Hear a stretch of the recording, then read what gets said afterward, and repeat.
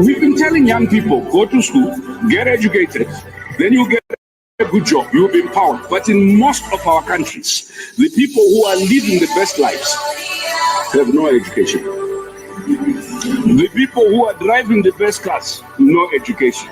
We have political cadres now occupying significant positions in government because they are loyal. Some of them are fantastically incompetent, but they are wonderful people. Unfortunately, wonderfulness does not cure the underdevelopment challenge. We have equated having things with being, so that those who have things are considered more human beings.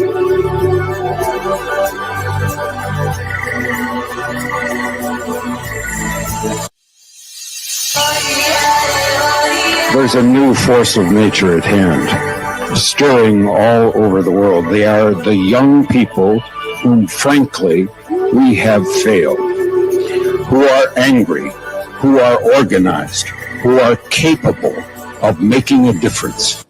They are a moral army. And the most important thing that we can do for them is to get the hell out of their way.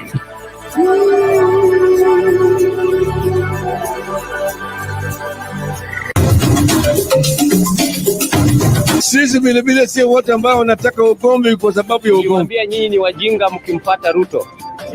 Mkadhani tunawadanganya. Jeti ya Ruto. Hii maisha ya Ruto ni stress na ni stress. Mungu, wewe umetukosea.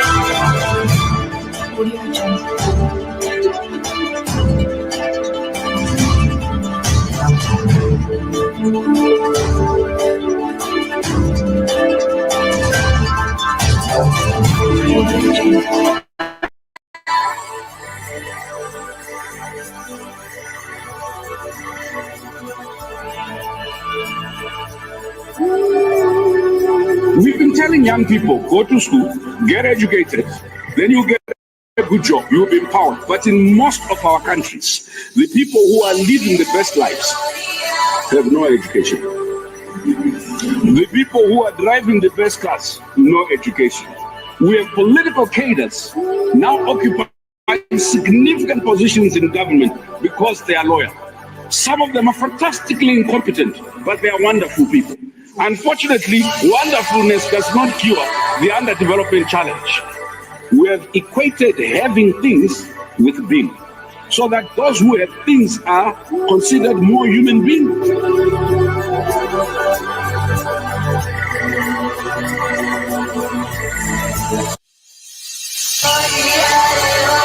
There's a new force of nature at hand, stirring all over the world. They are the young people whom, frankly, we have failed, who are angry, who are organized, who are capable of making a difference.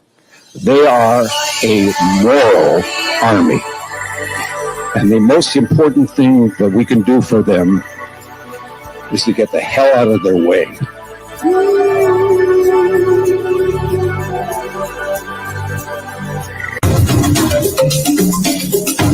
Sisi vile vile sio wote ambao wanataka ugomvi kwa sababu ya ugomvi. Niwaambia nyinyi ni wajinga mkimpata Ruto.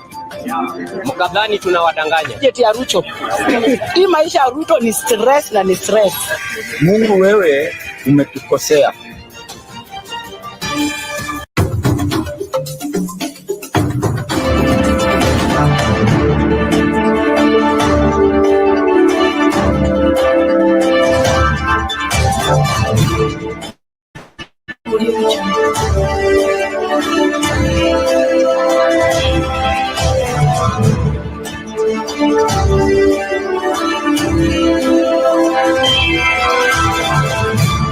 Audio Jungle.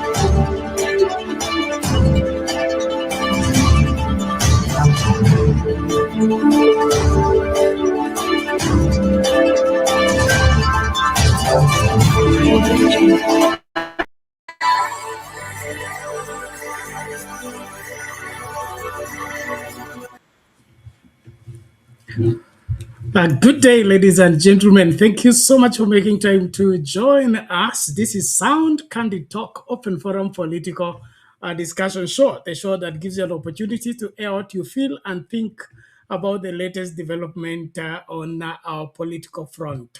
Well, there is the Sifuna phenomenon in the country that is making the political landscape change so swiftly that those that are political career people who are used to arranging their politics the traditional way are having a headache by reason of the manifestation of power, by reason of these young people giving them a ride for their money.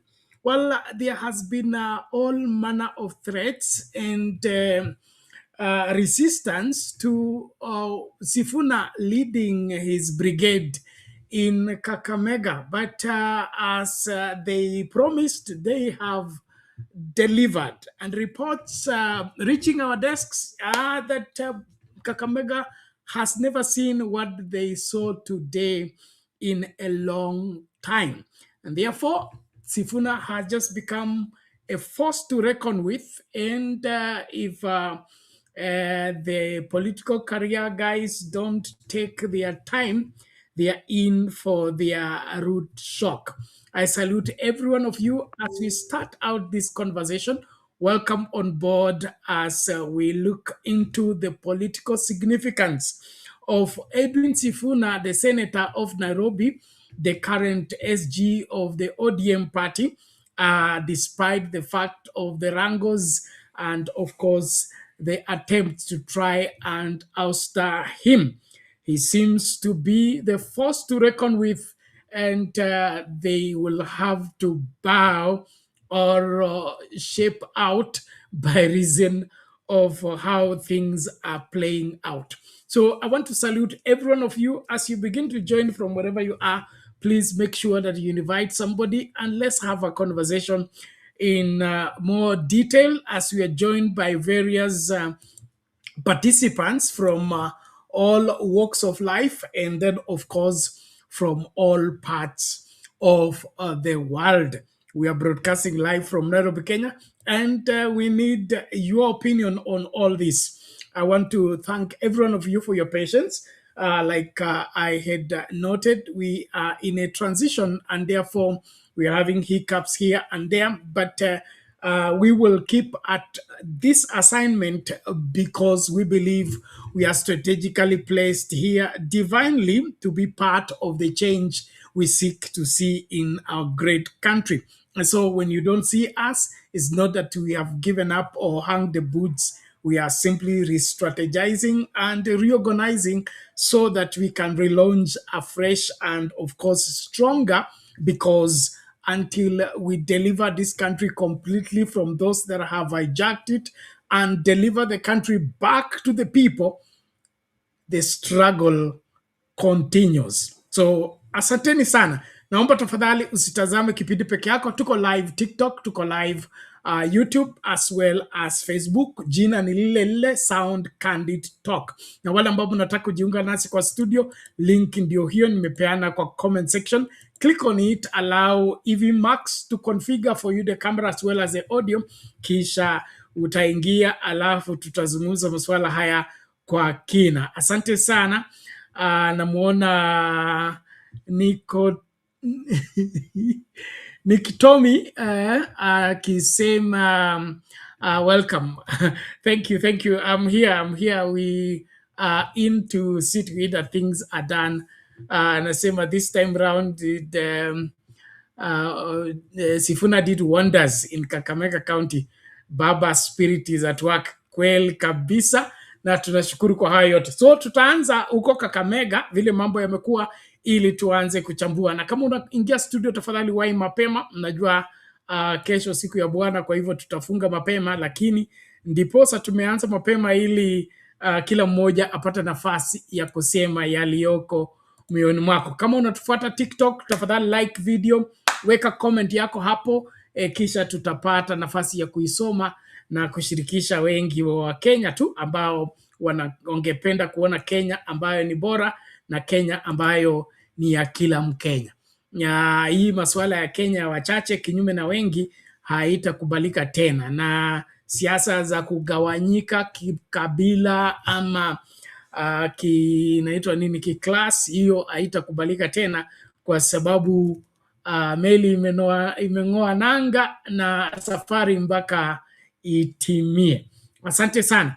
So let's look at what went down in Kakamega as we start out this. And of course, we really need everyone on board as you give your views. Thank you so much. Karibisha mtu, tumakinike pamoja.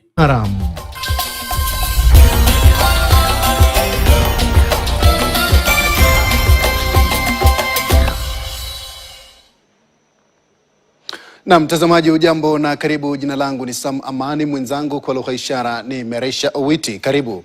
Vitisho na mipango ya wahuni wanaodaiwa kulipwa na mawakala wa serikali ili kuvuruga mkutano wa linda wananchi huko Amalemba, na hata tetesi za dakika za mwisho kwamba polisi wamefutilia mbali mkutano wa S.G Sifuna. Wakazi wa Kakamega walijitokeza kwa wingi na kishujaa kushiriki mkutano huo. Huu haukuwa mkutano wa kawaida, ulikuwa ishara ya nguvu mpya ya kisiasa inayochipuka, nguvu inayotaka kumtikisa Rais William Ruto na kumpa upinzani wa kweli. Bramwell Bwire alikuwa Kakamega na ametuandalia taarifa ifuatayo.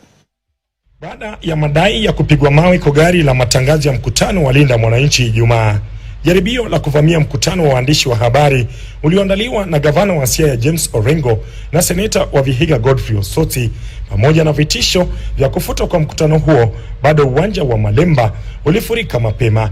Maelfu walikusanyika wakiimba na kucheza, wengi wakivalia fulana zenye ujumbe mzito, sisi ni Sifuna. Wamekuja usiku wa leo, wamekuwa wananunua watu kuanzia Kiboswa, Luanda, Majengo, Chavakali, Mbale, Kakamega, Kakamega, lakini mumekataa.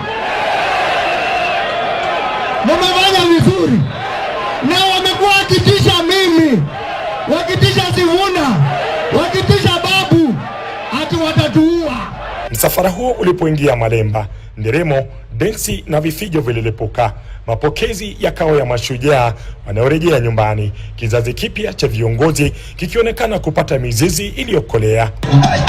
Lakini chini ya shangwe hizi, mpasuko ulikuwa wazi. Chungwa tena halikuwa moja, ila sasa lina vipande viwili, na uhasama ni ule usiorekebika. Makosa yangu kubwa sana, nimesema kwamba Ruto 2027 lazima aende nyumbani. Na nasema hivyo kwa sababu ni hii imenituma. Ruto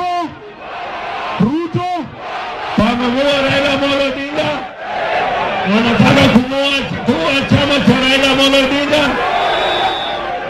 na Raila alikuwa na mwongozo ya Raila ilikuwa 10 point agenda ile MOU.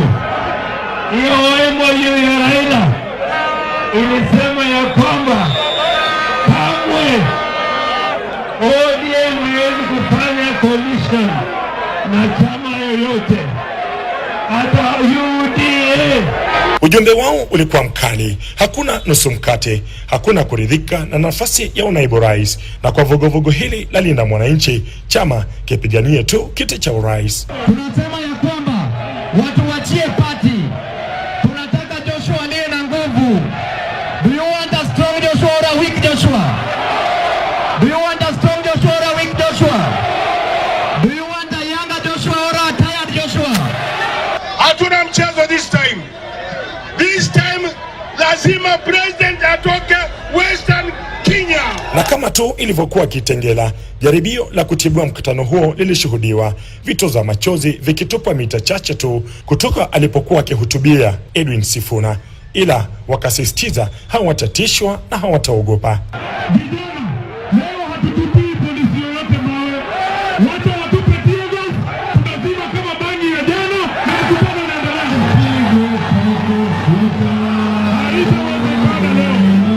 wananchi wa Kenya, Kakamega, muko tayari kukombolewa? Muko tayari? Hapa ni wapi? Na nyinyi ni nani? Nyinyi ni nani? Wanasema vitisho, ukandamizaji na kushindwa kwa Rais Ruto kushughulikia shida za mwananchi wa kawaida vinatosha kumfanya Rais Ruto awe rais wa mhula mmoja. Vuguvugu hili la Linda Mwananchi linaloongozwa na seneta wa Nairobi S.G Sifuna linasisitiza kwamba mkutano huu wa Kakamega ndio mwanzo wa wao kuelekea ikulu na kumwondoa Rais William Ruto. Iwapo hili litafikiwa au la, ni muda tu utakaotoa majibu. Bramwell Bwire, KTN, Kakamega. Haya, mambo yamekuwa hivyo Kakamega, huku kukawa na vuta ni kuvute kati ya wale wanasema tuta na wale wanasema one term. Lakini cha muhimu hapa, inaonekana wazi kwamba kuna ile vuta ni kuvute kati ya viongozi wa kizazi kipya na viongozi wa kisasi ambacho kimetangulia. Na hii yote inatokana na nini? Kutofuata mtaratara ipasavyo, ama unprocedural way of getting leadership, especially in the Orange Party. But now it is like the train has left the station and there is no turning back. Na mzee wetu Jakindube, sijui kama uko ready. Wewe ndio nabii wa sisi, ndio Sifuna na mimi ndio Sifuna. Karibu, uko waje? Hali vipi? Sorry, it's like mzee unanisikia lakini sauti imefika. Karibu. Sasa mimi ubaya tu ni kwamba hii kitu bado inanisumbua, lakini wacha tu nizungumze kwa sababu mimi ni Sifuna na mimi nimefurahi sana kwamba kiongozi ambaye mimi nilimuona kwamba anafaa, hata watu wengine wanaona kwamba anafaa. Kwa hiyo mimi ninafurahi sana kuona kwamba hawa watu ambao ni ODM, nashangaa sana Bernard, nashangaa sana kuona kwamba chama ambacho ni kikubwa, ambao wao wanasema ni chama kikubwa, kinawezaje kukosa kuwa na presidential candidate na kusema sasa sisi tuna support? Yani si basi wavunje chama basi. Ni ino kuvunja chama, kwa sababu hamwezi kuwa na chama ambayo kubwa kuliko chama vyote ambavyo saa hii ziko Kenya. Chama cha ODM ndio chama kikubwa zaidi. Inawezaje kukosa kutoweka mgombeaji? Na kitu ambacho kinanishinda, kama hawa kweli wanataka kusupport Ruto, mbona hatui na mkataba? Kwa sababu inatakiwa kuwe na mkataba. Sasa kama hakuna mkataba, tunawezaje kumuunga mtu mkono kiholela kama vipofu? Yani mnamuunga tu mkono na ninyi amjui mnamuunga mkono mkielekea wapi. Sasa wakiunga saa hii wakisema Ruto ni 2 terms, akimaliza tu hiyo 2 term yake, ODM watakuwa na nini sasa? What is next? Ndio saa hiyo watarudia watu waseme sasa saa hii tuko na mtu ambaye ama Ruto ndiye atawachagulia kwamba sasa huyu ndio mtamsimamisha. Ni wapi ilifanyika hivyo? Wapi? Hawa watu ni watu ambao ni walagai, watu ambao hawaitakii chama cha ODM chochote, kwa sababu hauwezi, vyama vyote ambavyo mimi ninavyoelewa ni kwamba chama mnapotaka kuunga mtu mkono, kwanza mnasimamisha mtu wenu, halafu mnasema sasa huyu mtu wetu tusikilizane, aidha ni yeye ndio president ama wewe. Na kama sisi wote tunataka kuunga mkono, basi zile manifesto yetu na yenu lazima tuangalie kwamba manifesto yetu na yenu zote zinawekwa pamoja, zinafanya kazi. Lakini hatumwezi kwenda kusema kwamba tuna support mtu kama vipofu. bila chochote, hati tunamuunga mkono mpaka 2020 mpaka 2032. Kwa nini? Kwa nini?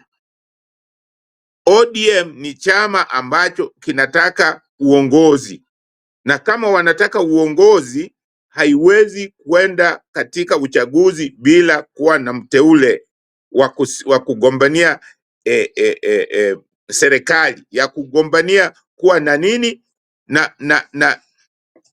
na uwezo wa kupata serikali ambayo itadumisha ili manifesto ya ODM ifanye kazi, kwa sababu manifesto ya ODM ilikuwa inajulikana kabisa kwamba elimu ni bure, matibabu ni bure, watu wengine ambao hawajiwezi wanapatiwa 6,000. Hiyo kwanza ni hiyo 6,000 ni jambo la muhimu sana kwa nchi, kwa sababu inasaidia economy. Kila mwezi kunakuwa na pesa ambayo ina circulate, na hawa wamekataa. So hatuwezi kwenda na watu ambao hatuelewani katika nani zetu,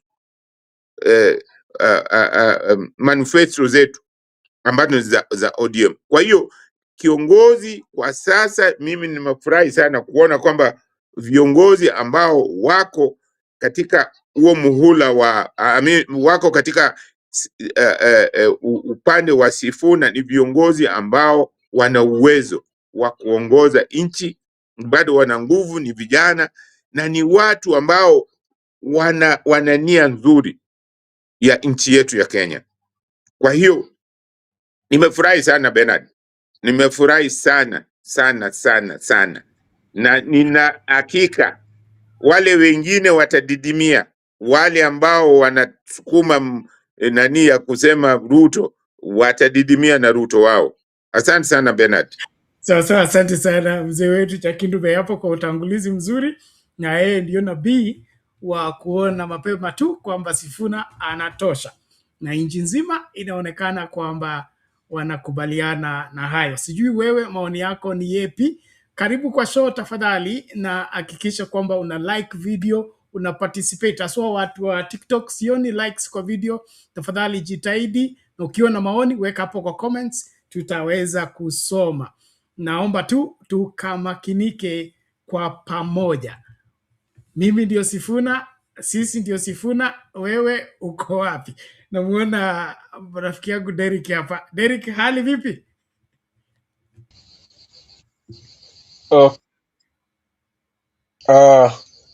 Thank you so much, my brother.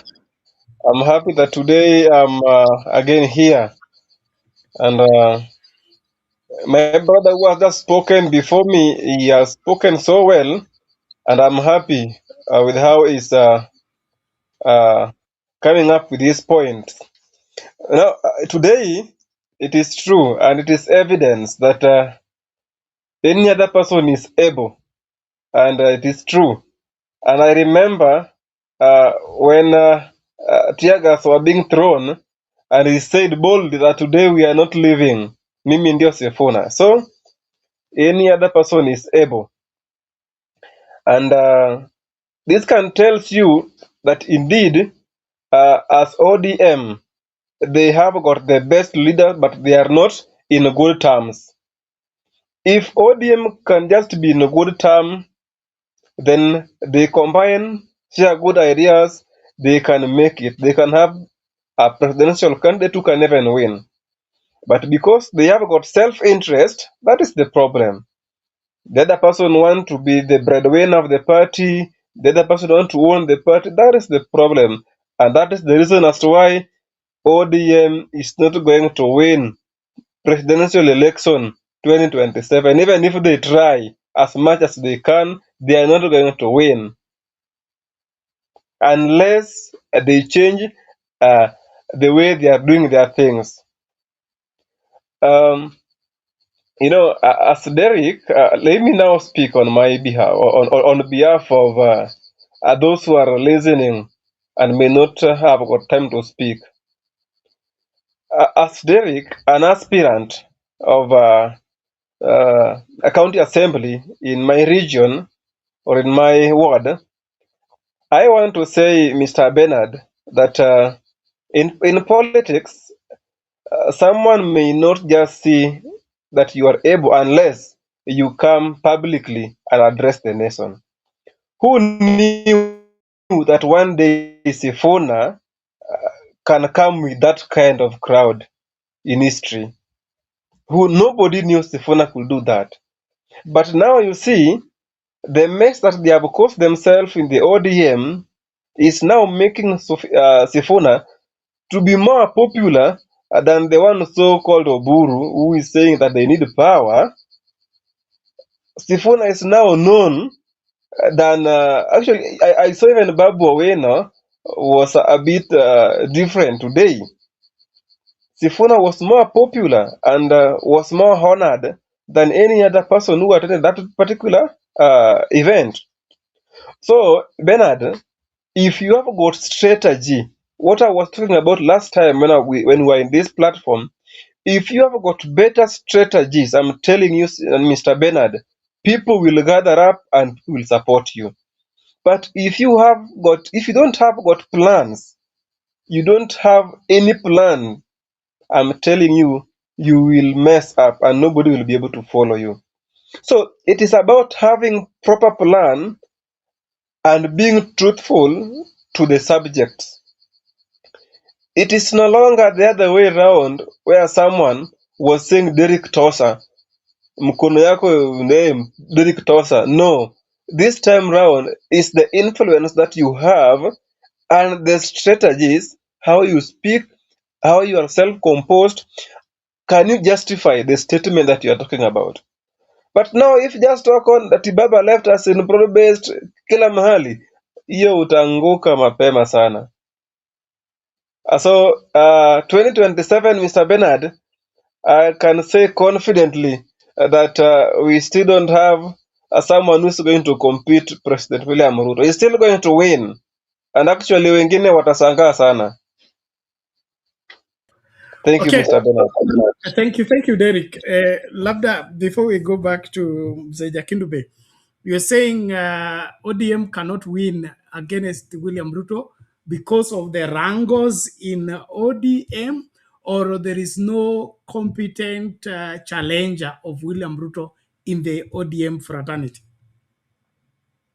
Okay, that's a good question. ODM, they have competent leaders who can challenge William Ruto. But the problem that the ODM party is having, they are selfish. Each and every person wants to take the lead. You see, the other time, they were asking themselves who is to be the party leader, who to be the so and so. So that is why they cannot win election. But don't you think that is too early for you to judge? Because ODM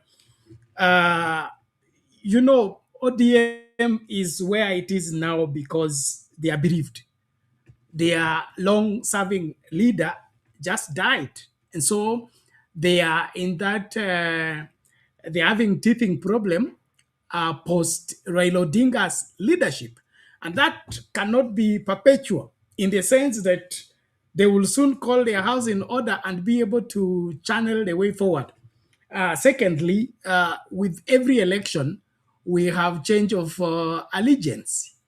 For example, we had the NASA fraternity, and from the 2017 elections, the NASA family stayed together until a few months to elections, is when Wetangula and Mudavadi crossed over to go and join Ruto at the 11th hour. And you know what happened. And so when you say we are talking of over 18 months to elections, that's too much time for anyone who wants to seriously participate in the election to win, to make everything possible available. Thirdly, the elections are never static. They are dynamics when it comes to even interests.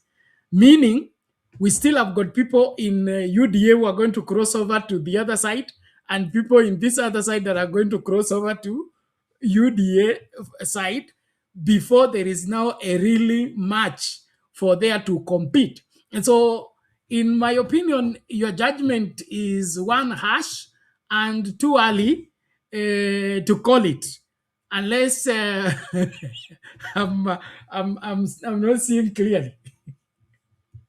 Okay, thank you, Mr. Vedad. Let me just be clear. And I said that unless they stop all this that they are doing, but if they proceed like this, Mr. Vedad, bet with me. Just bet with me, I'm telling you the reality that What they is are not going to doing? join 27.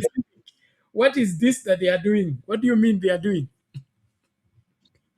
These wrangles among themselves where they are selfish. You see, each and every person want to win, want to be the leader. They are fighting over leadership. Who should be the leader of the party?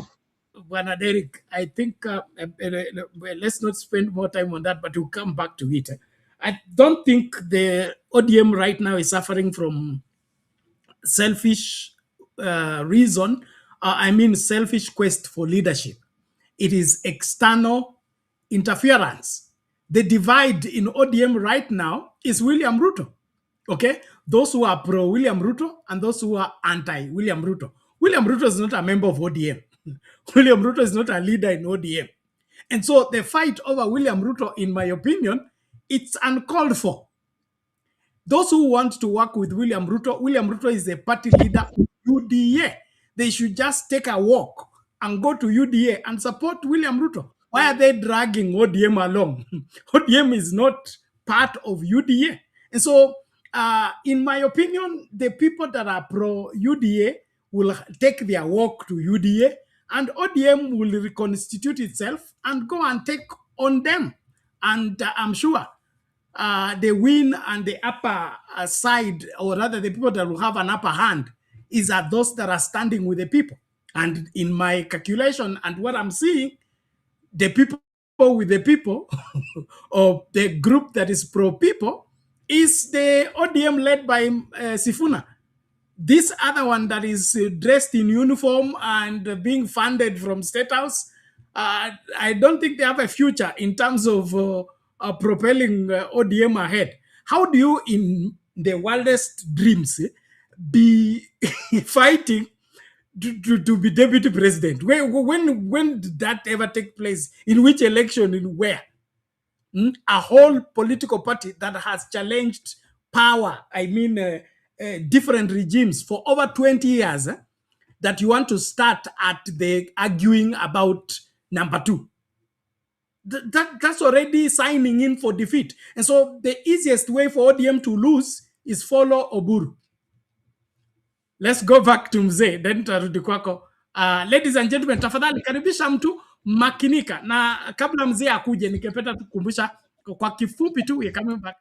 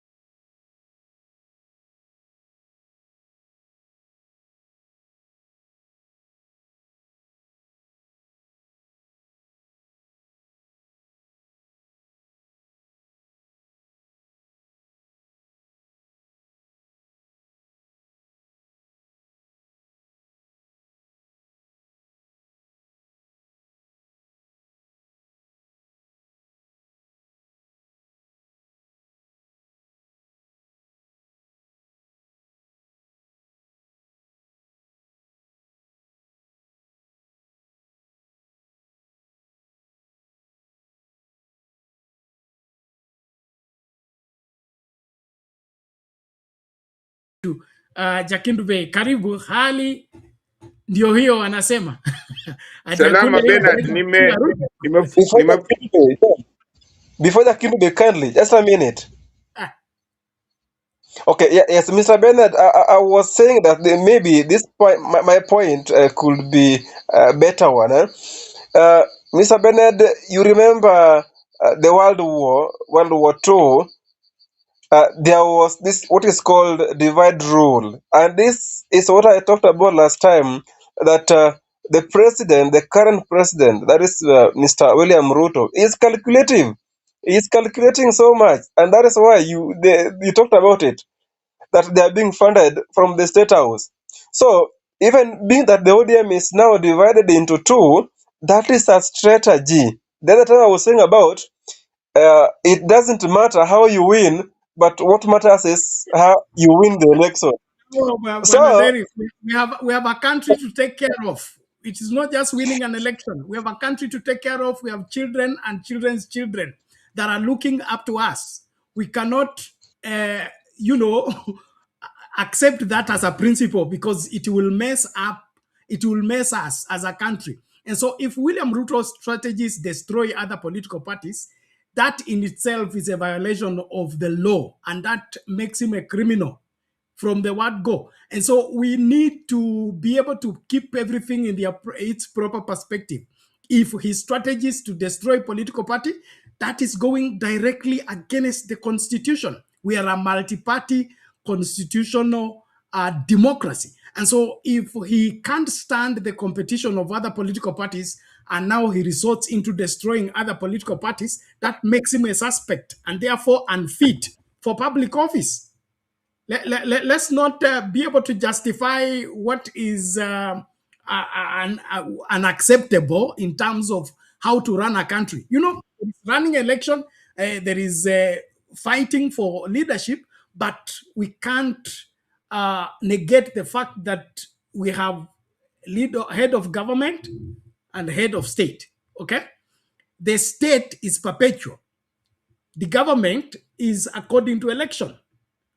And so useless things. When we have head of state who is also head of government, when he messes up his government, okay, we cannot hand over the state to him to continue destroying the state because because he's clever and he's shrewd, and of course he's able to maneuver and get his things done. We should be able to condemn what is wrong and support what is right, Mr. Derek. If for anything, for our children's children.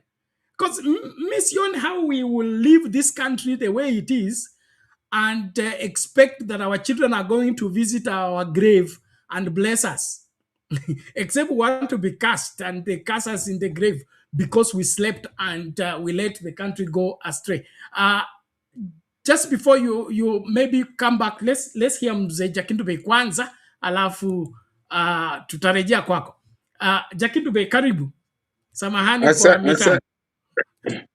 Asante sana Bernard. Mimi nasema hivi, nimesikia vile ndugu yangu amezungumza, lakini nafikiri vile anavyosema sio hivyo. Kuna wale ambao wanasema kwamba sioni kama timu ya Sifuna wanataka ukubwa. Sio hivyo. Kitu ambacho ninachoona ni kwamba kuna watu fulani katika ODM ambao nia yao ni kuchafua ODM, ambapo wanaongozwa na President President Ruto. Nia yao ni kuchafua ODM kwa sababu huyu President Ruto alivuruga Jubilee kwa namna ya kuwagawa watu, lakini watu kama kweli watu wa ODM wako sincere kabisa, ni watu waaminifu, vile wanasema wako kwamba watu wengi wanasema walikuwa wanampenda Raila Odinga. Mbona Raila alisema na wanaiona, alisema sisi tunafanya kazi na Ruto mpaka 2027. Hakusema kwamba tumchague Ruto. Inaweza watu wengi, naweza kusema watu wa ODM wanaweza kusema really, kama Raila angekuweko sasa, hatungekuwa na mtu wa kusimama kwa presidential candidate kutoka ODM. Au tunataka kusema kama Raila hayuko, sisi kama wana ODM hatuwezi kuteua mtu mmoja. Hatuwezi kumteua mtu mmoja kwa sababu inatakiwa tuwapatie nafasi kila mmoja afanye campaign. Alafu sisi kama wana ODM tunasema huyu ndio tunataka awe kiongozi. Ndio maana tulikuwa tunasema waitishe NDC ndio tuchague hao viongozi kwa njia ya haki. Sasa kama wao hawataki hivyo, kwanza mtu ambaye wamemchagua Oburu ambaye wamemchagua, walimchagua si kihalali, walimchagua kwa njia ya backdoor, na hiyo haifai. Lakini hata hivyo walisema sawa, tuendelee. Lakini inatakikana kwamba ODM ni lazima iwe na presidential candidate. Haiwezi kwamba chama kubwa kama ODM inakuwa haina msimamo, inakuwa kwamba tunataka labda makamu wa rais, alafu hatutaki makamu wa rais, tunataka nini? Chama cha ODM ni chama ambayo inafaa ifanye nini? Iunde serikali. Sasa kama ni chama ambayo inafaa iunde serikali, haiwezi kuwa na watu ambao hawataki uongozi. Kama hawa wengine wamechoka, hawataki uongozi, waachie wale ambao wanaweza kuongoza, wale ambao wanaweza kujitolea kusema kwamba mimi nataka kusimama kwa ODM kama presidential candidate. Wasiseme eti hapana, tuna support Ruto. Tunamsupport Ruto. Nani amesema hivyo? Raila hakusema hivyo. Raila alisema tunafanya kazi na yeye. Si hakusema kwamba tumsupport kwa presidential nani yake. Sio hivyo. Na kama tunataka kumsupport, tunamsupport kwa njia gani? Lazima nani zile vitu ambavyo ODM inataka na wao walete zile UDA zinataka, ndio tuweke pamoja. Hiyo ndio tunaweza kuwa na katika masikilizano kama vyama viwili. Lakini hatuwezi kwenda kwa yani hatuwezi kwenda kiolela vile kina Mudavadi na Wetangula walienda. Wapi vyama vyao? Wameambulia nini? Hawa ni watu kama kina nani, kina makamu wa rais analia sasa kwamba alikuwa na trust. Una trust? Sio mambo ya kutrust, hakuna. Tunataka vitu ambavyo vinafuata sheria na vitu ambavyo viko na masikilizano ya umuhimu, yale ambayo ya haki, kwa sababu maneno ya kusema tu na mdomo tumeona mara nyingi. Hata Raila siku za kwanza wakati wa Kibaki alichengwa kwa sababu alikuwa anafikiri hawa ni watu wanaheshimu sheria. Hawaheshimu, hawana uaminifu.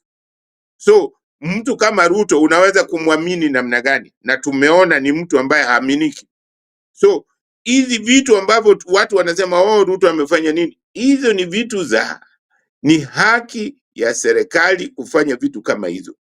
Lakini hatufai kusema kama wana ODM tuko na viongozi ambao, tuko na vijana ambao wanafaa kuongoza nchi.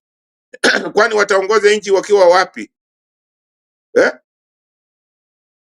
So mimi ninachosema ni kwamba hakuna kusema kwamba hawa watu wanagombania kwamba huyu anataka kuwa mkubwa. Hapana. Kitu ambacho mimi ninachojua kwamba inaleta shida ni 2 term na 1 term. 2 term haifai kwamba mtu anasema eti yeye ni 2 term na hatujasikilizana katika hiyo muulu kwamba huyu atakuwa wa 2 term. Hatujasikizana kitu kama hiyo. Lakini tukisikizana ni sawa, lakini hakuna masikilizano kama hayo. hatuyafikia masikilizano. Kwa hiyo wale watu ambao wanataka kuunga UDA wana haki ya kwenda kuunga ODA, lakini wana ODM ni lazima tuwe na presidential candidate, ambapo mimi Bernard nilisema kitambo, hata kama Raila yuko, nilisema kama Raila asimami, tunafaa kuteua Senator Edward Sifuna, kiongozi maalum, anafaa kuongoza nchi. Asante sana Bernard.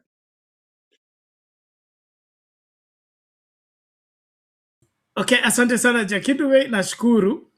Bwana Derek, sasa umeamua kufanyaje hiyo? Sasa tutakufukuza.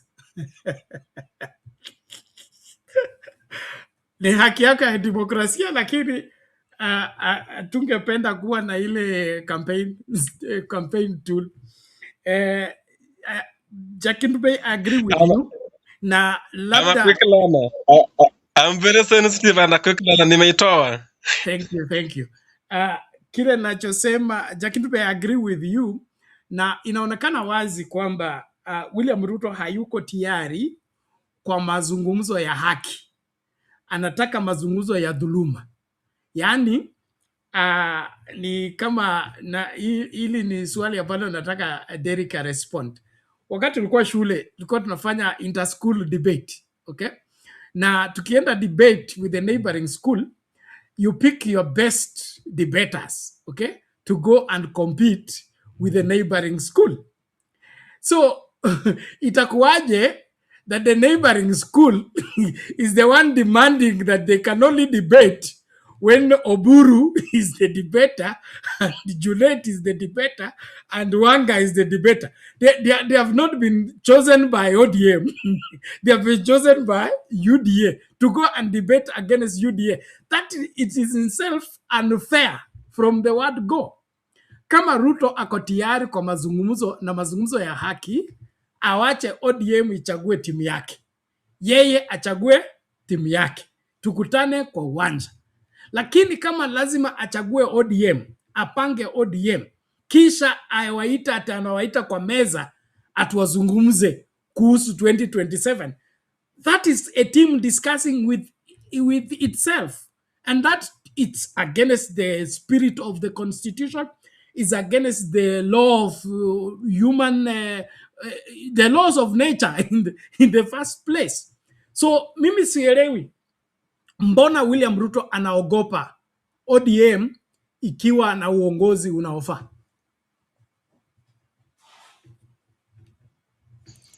Okay, thank you, Mr. Bernard and Jakiduwe, including those who are watching. I can say that the president is not fearful. Haezi ogopa ODM. ODM saini si chama ya kuogopa. Hii ni ukweli. ODM saini si chama ya kuogopa. Because they are opposing themselves. They are into two. So ODM is not a party to compete with the UDA party. The only problem is that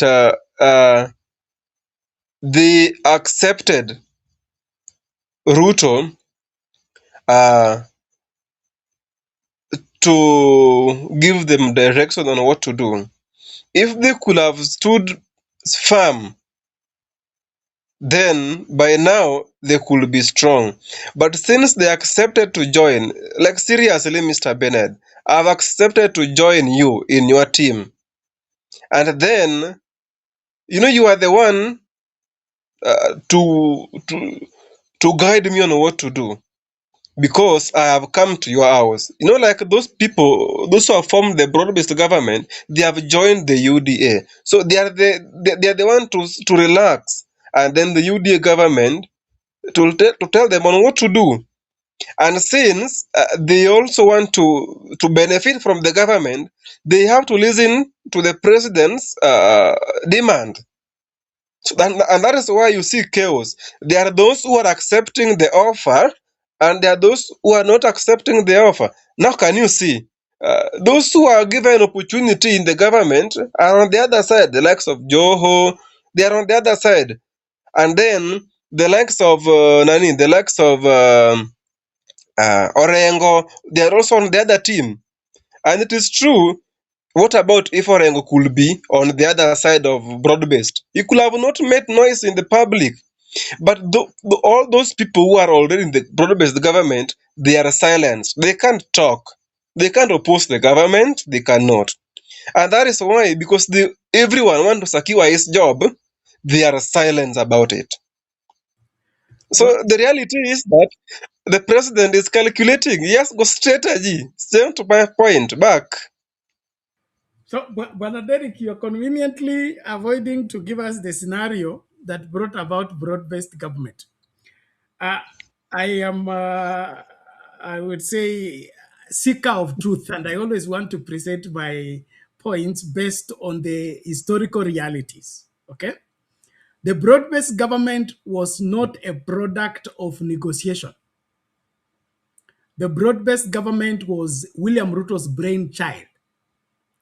When he was beaten hands down by the Gen Z and he couldn't manage the government, okay, he ran to Raila Odinga, come and help me. Let me give you an example that is a bad one, but I think it will bring my point at home. Ni kama Wetangula amechapwa na wife, wewe ni jirani ya Wetangula, okay? Akakimbia kwako umsaidie kutatua nini hayo matatizo. Itakuwaje? Eti ukishamsaidia kutatua matatizo madama aka cool down. Sasa yeye anasema yeye ndio kiongozi tena anataka sasa kukupanga kwako. Itakuwaje? So kama ulikimbia kwangu kwa sababu umelemewa, okay? Na mimi nikakwambia hakuna shida. Mimi kwa sababu niko na ujuzi na niko na uwezo nitakusaidia. Panga hivi na hivi mpaka 2027. Okay? Ikifika 2027 tutaamua vile tutafanya. Wewe itakuwaje tukikaribia 2027 wewe unataka kuextend iende beyond 2027? Si tumekushikilia hii ndoa yako ishike, okay? At least ufike nini? Term. Vile inapaswa kufika one term. Itakuwaje kabla hiyo term kuisha wewe unataka kusema we should agree that the second term be guaranteed? Even constitutionally, there is no guarantee of second term. Second term is only available when you win an election. It's not a birthright of anybody. It's not even a constitutional right for anybody. You go through an election, and if the election favors you, you have your second term. If you did not win, you go home. Kidero was one term in Nairobi, isn't it? Lusaka was one term in Bungoma. He has come back to resurrect after another term has passed. Okay? We have had so many people who have gone one term. So it is by winning an election. Why is William Ruto making a second term a big deal by reason of him demanding that he has to get a second term? If he wants to get a second term, he should win an election. And winning an election means get the favor from the people. Don't force the people to favor you. Okay, Mr. Bernard, the Constitution allows amendments. Yeah, the Constitution allows amendments, and that's why you see in the Parliament, people talked about amending maybe some section of the Constitution, and then even the agreement can be amended. Yes, they agreed that they work till 2027, and then they see what to do. And since now, unfortunately, the Mzee died, may his soul rest in peace, they can amend the agreement because now they see there might be a problem now in the future. So once you realize the problem, you can amend that. You amend the agreement so that you don't suffer the consequences. So with me, I agree. The agreement is called Memorandum of what? Understanding. MOU. Okay?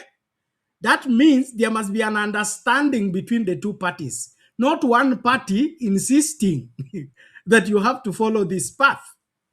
The agreement was based on what? 10-point agenda, okay? Which expires on the 7th of March, all right?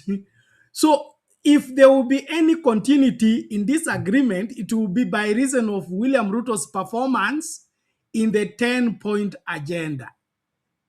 William Ruto should not be engaging ODM for 2 terms. He should be engaging ODM on the 10 points agenda. We agreed no more abduction, no more tear gassing opposition meetings, compensation to the people who are maimed and killed during the protests.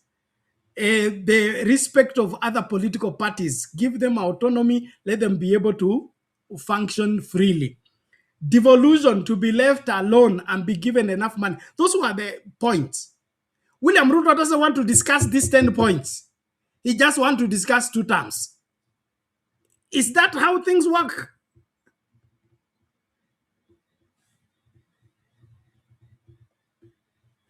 All right, so thank you. The question is posted on me, and it is true, Mr. Ben, you are right. The 10 points agenda, it means he is incorporating other leaders from the ODM party so that they work together. And it is true, they are working together, they are part of it. So if any case the government is messing up, the ODM is part of it. If something happens in the Ministry of Energy, the ODM is part of it. If something happens in the Ministry of Finance, ODM is not running the Ministry of Energy. The Ministry of Energy is being run by Wandai, an individual, not the party. The Ministry of Blue Economy and everything is being run by one man called Joho, Bernard, an individual, not the party. Bernard. Yes, Jackie. Mimi nataka kusema hivi. Unajua, ndio maana nilikuwa nakwambia hizi vitu za kukopi, they are wrong things. Hii kitu ya kukopi ndio maana tuko colonized. Kwa sababu tunakopi vitu ambavyo hatuwezi kujua, hatujui kuitumia. Kwa sababu katika hii constitution ambayo tuko nayo, ilikuwa katika constitution iko kwamba wewe ukipewa kazi katika serikali, wewe ni mfanyikazi wa serikali, hauwezi tena kuingia katika mambo ya siasa. Hauwezi kuzungumza juu ya chama chochote. Sasa mimi nataka kuwakumbusha, kuna jamaa moja wa ODM ambaye alikuwaga Major General, alikuwa anaitwa Risilma, sijui Risilma. Alikuwa Gaiseri. Wakati wa utawala wa Jubilee, wakati wa Uhuru, Uhuru aliomba afanye nini? Afanye kazi kwa serikali. Na hiyo Kaiseri alikuja akaomba ruhusa kwa Raila kwamba serikali inaomba akafanye kazi kwa serikali. Na Raila akamwambia serikali, hii ni nchi yetu, kama wanataka service zako fanya. Na huyo Risilma alifanya kazi bila kuzungumza juu ya mambo ya Jubilee. Alikuwa haendi kwa mikutano ya Jubilee, alikuwa anafanya kazi ile ambayo amepewa. Sasa akina Opiyo Wandayi, akina Joho, akina hawa watu wanavunja sheria kabisa, kwa sababu wao wanatakiwa wafanye kazi, wanatakiwa wakitaka kuzungumza waje wazungumze kwa ODM, lakini hata kwa ODM walisha resign hizo position zao. So wanatakiwa wasianze wao wanazungumza siasa yani. Sasa hiyo maana yake hawajui kazi, hawajui maana ya hii constitution, wanavunja sheria kwa sababu wao ni wafanyikazi wa serikali. Na mfanyikazi wa serikali, hata wakati wa zamani, wafanyikazi wa serikali si watu walikuwa wanakubaliwa kwenda kusema katika mambo ya siasa. So hii ni makosa. Hiyo number 1. Number 2, hiyo ni number 1. Number 2, Hii ndio maana nasema hii tunasema demokrasia. Haifai kwamba tunafuata demokrasia ambayo haifanyi kazi. Kwa sababu demokrasia, kama tunafuata hiyo demokrasia ambayo wanasema, hiyo ambayo tunaiga, inatakiwa tufuate hizo amuri, tufuate hizo sheria, lakini hatufuati hizo sheria. Kwa sababu huwezi kusema kwamba ODM sasa lazima isupport yani iende kwa uchaguzi bila presidential candidate. Hiyo ni wapi? Na tena kusema kwamba ODM itashindwa kwa sababu kuna rango, no, au kwamba hakuna nani. Hata wakati Obama alikuwa anachaguliwa, watu walikuwa nasema Democrats walikuwa na rango, walikuwa na rango, lakini watu wengi sana waliona Obama hawezi kushinda kwa sababu walikuwa wanaona hana pesa, hajulikani, lakini Obama alishinda 2 times. So sioni kwa nini ODM haiwezi kutoa mgombeaji wa nini, wa rais, kwa sababu hata kama hakuna rango, ODM sio kusema eti wote watapiga kura. Sisi tunataka, mimi kwa maoni yangu, ODM taue mtu ambaye atapigania nini, urais, na mtu ambaye anafaa ni Edwin Sifuna.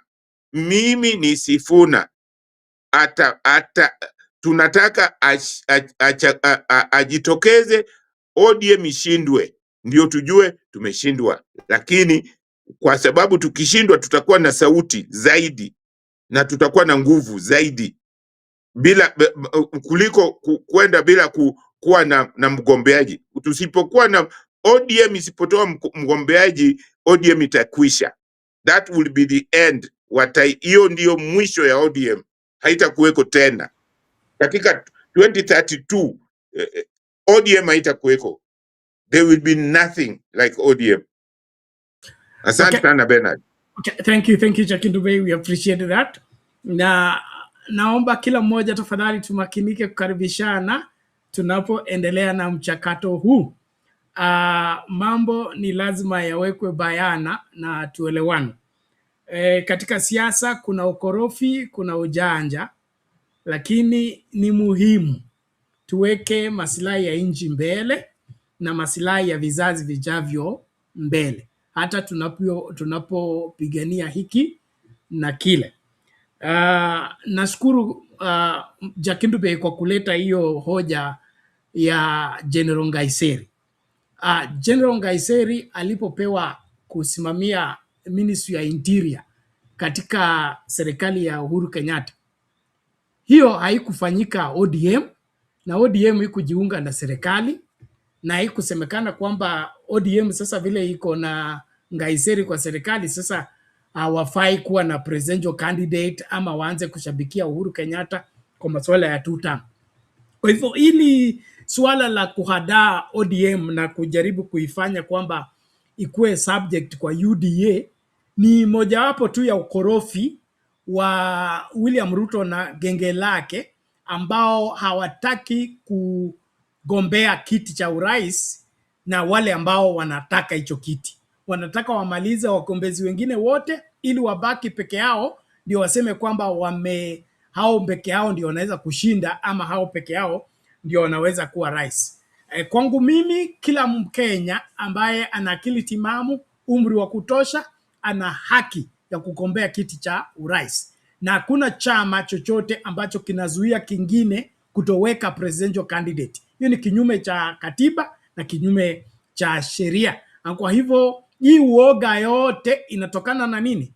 William Ruto kuhofia kwamba mambo yakiwekwa vile yanapaswa kuwa na wananchi wapewe nafasi ya kuchagua nani ni nani, yeye hatapata nafasi. Kwa hivyo anajaribu ku clear the way before the whistle is blown lest he's got unawares. But in my opinion, I think it doesn't stand a chance if the ground is made plain and Kenyans are left to decide how they want to be governed.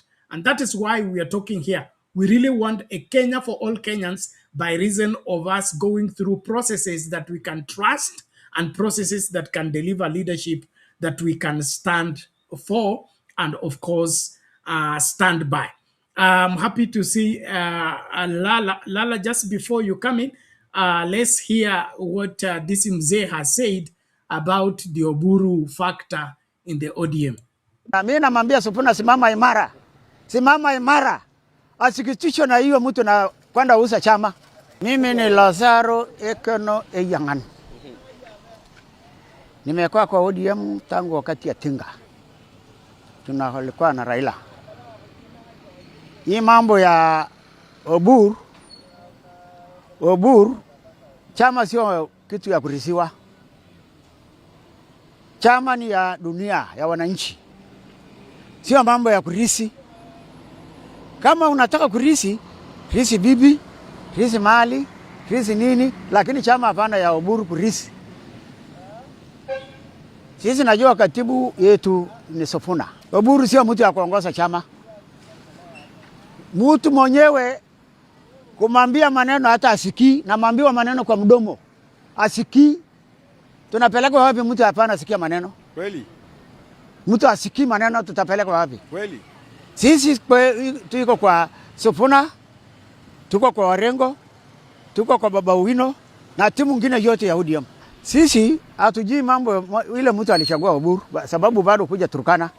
Wakati mzee Raila alisema tutafanya urafiki kidogo, lakini wakati ya 2022 26 Raila nani ODM atasimama, atachagua kabineti yake. Yes. Hiyo ndio alikuwa tunajua. Sisi hapana jua ile Oburu na usa. Yes. Hiyo chama yetu Oburu napeleka kwa soko. Yes. Na hatuwezi kubaliana. Yes. Kama yeye anaenda kwa soko aende anunuliwe, sisi nakaa kwa ODM. Tunakaa na msichana, tunakaa na kina Sifuna. Wale watu anaweza kuona chama ana elekeo. Sisi hapana nataka kupigia karata. Sisi hapana nataka kuingia kwa Ruto sababu ya kuuza chama. Hapana. Kama rais anataka kuongea aongee na huyo mtu anaitwa nani? Baba Oburu. Peke yao. Hakuna mtu mwingine na ile watu ameandikwa kazi. Sisi bado tunasimamisha chama cha ODM. So umeona chama. Okay, there you have it. Mzee wa Turkana huyo akitoa maoni yake kuhusu kile kinachotokota katika ODM. Reverend Lala, long time, how are you? Unmute your mic, please. Okay, can you hear me? Yes, there you go. It's good to see you, Bernard, Jakindube, and all of you. Been away. Nimekuwa kimya kidogo, and I think I'm back now. And kile ningependa kusema ni kwamba siku ya leo nina furaha mwingi. And furaha kwangu ni kuona Kakamega mkutano vile ilivyoendelea. Hebu niseme kwa Kizungu, how the meeting was conducted, the soberness, the clarity of message that came out of that space to Kenya.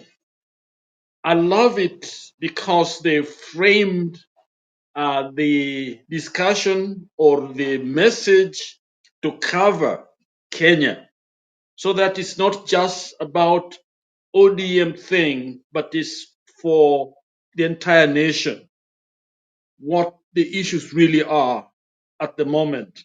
I'm very happy. And when I compared it to Siaya, it was lack of energy. They are shouting, but the response is different. It's almost like you could see that contrast, which says, here is what Kenya wants, and here is what Kenya do not want. But I'm not going to make a comment on that. But let me just go back to the ODM.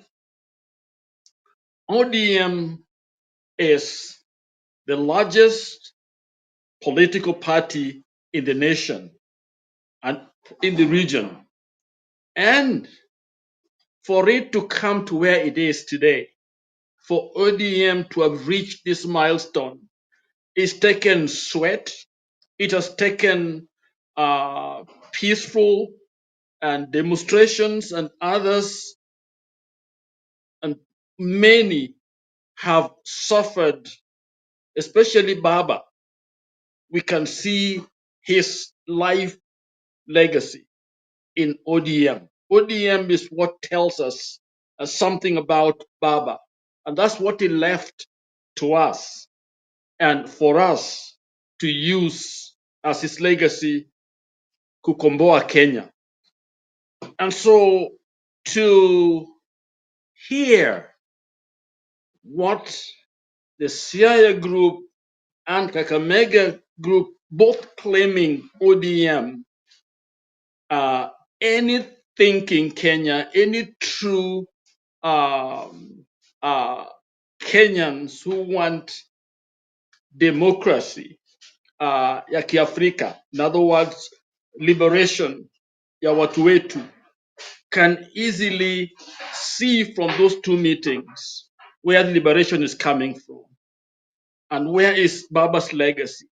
Okay, so to me, I was happy to see what went on in Kakamega because it says a lot about Baba post yani tangu aondoke and where we are as a people and where Baba wants us to go. So I got that clarity from that meeting. And I'm saying this, Baba left us with a party that was strong. It was strong because we had different ideas, opinions, but there was something that held us together. And that is a Kenya that allows its citizens to exercise their given right. A Kenya that we can all be proud of because Baba came and gave us that sense of pride. And that's what I saw in a Kakamega meeting. Okay. And so to me, looking at the CIA side, CIA side is a very sad group. All they focus on is trying to beat other ODM members who are genuinely following Baba's footsteps, trying to put us in a pigeonhole where we lose focus of what we are all about. And so today was, to me, looking at CIA, meeting, I didn't see any agenda. I didn't see any way forward. I saw a dead end. And listening to some of the speakers, and knowing a little bit more about what I think I know, I pray that all of us will see clearly where we ought to be. I'm a life member of ODM. I'm about to confess that. Okay? I'm a paid life member of ODM. And to me, I thought the Uburu team is very short-sighted. It's short-sighted because it is actually leading us to a dead end. Because let's imagine we fold the party and join Ruto. What stops Ruto tomorrow or from basically doing everything, bringing everybody else that we are trying to oppose now into the pool Because all we are doing is we are folding ODM and giving him the key, as if Baba brought us this far to hand us over to Ruto, when actually we all along know that we are going to Canaan, and Canaan is what Baba lived for and died for. Okay, so to me, I think it is short-sightedness to believe that we are safe in a broad-based government which has not even fulfilled those 10, 10 points, and the things are getting even worse, okay, for the nation. We are not even sure of the characters that are running our nation. The question that we had in the beginning are still not been addressed. And then here we are abandoning Baba. To me, I think it's abandoning Baba. So to me, I think ODM is a strong party that has got people that have been tutored in Baba's philosophy that could be able to run. And I'm sorry to say this, I think Oburu should not have even been made the chair. Okay, they should have used people on the inside, because here is a man who I don't doubt that is a good heart. I respect him and I will respect him. Okay, but I really don't think he grasps what is going on. Now there are forces that are trying to him and that holding him, and so we need uh, uh, uh, uh, this Kakamega team to basically help us move to the roots of our party. And so, to me, as a member of ODM, I'm very happy with the team in Kakamega because of what they stand for, and what they stand for is what Baba stood for. And they are trying to follow Nyayo, ya Baba. They're trying to follow the footsteps of Baba. And that's where I am. Back to you, Bernard. All right, thank you, Reverend Lala, for giving us that proper summary of what went down and your observation. And of course, it is clear that if we are candid enough, the Oburu-led faction of ODM is not itself. They have accepted to be a puppet. It's clear that they're being puppeteered from elsewhere, and it's not from Orange House, and it's not from the ODM membership. And that is not the culture of ODM as we know it as a political party. Baba made ODM to be a people-driven political party, and no major decisions were taken without Baba going around and asking the members what do they feel about what they want to undertake. And so what Oburu is doing, I don't think is even himself. And the wonder of it is that even the people he's surrounded with, it's clear that they are not putting the interests of the party ahead. They are not even seeing the posterity of the political party. They are seeing just here and the little change they can get from their marriage with the UDA. And it's clear Yeah, Mbadi, Joho, Oparanya, and the other are employees of the UDA government. They are not representatives of ODM in the UDA government. They have been hired, they are on salary. It's not that ODM sent them to go and represent ODM in the government. And so why are they making their own job a political party issue? It wasn't a political party issue. We did not have any NDC to discuss whether we should hire these 4 people to go and serve in the government. Yes, Lala, you're saying? Bernard, Yeah. my biggest problem is this: when you start calling for 2 terms and the first one is not over, what are you telling us about democracy? That's number one. Are you telling us that we only need now to have a 10-year, tenure? Because what you're saying is if it's 2 terms, it means that at the end of the second term, okay, then what? What next? The election is only one term.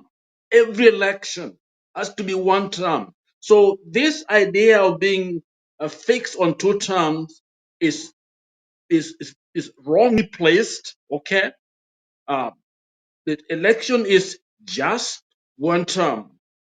At the end of it, then you make a decision, should we continue with the team or not? So start to shout. And again, here is a group, ODM, we were never part of UDA, okay? You start shouting the loudest. I mean, it doesn't make sense at all to me. So it makes us more suspicious. Is money exchanging hands here?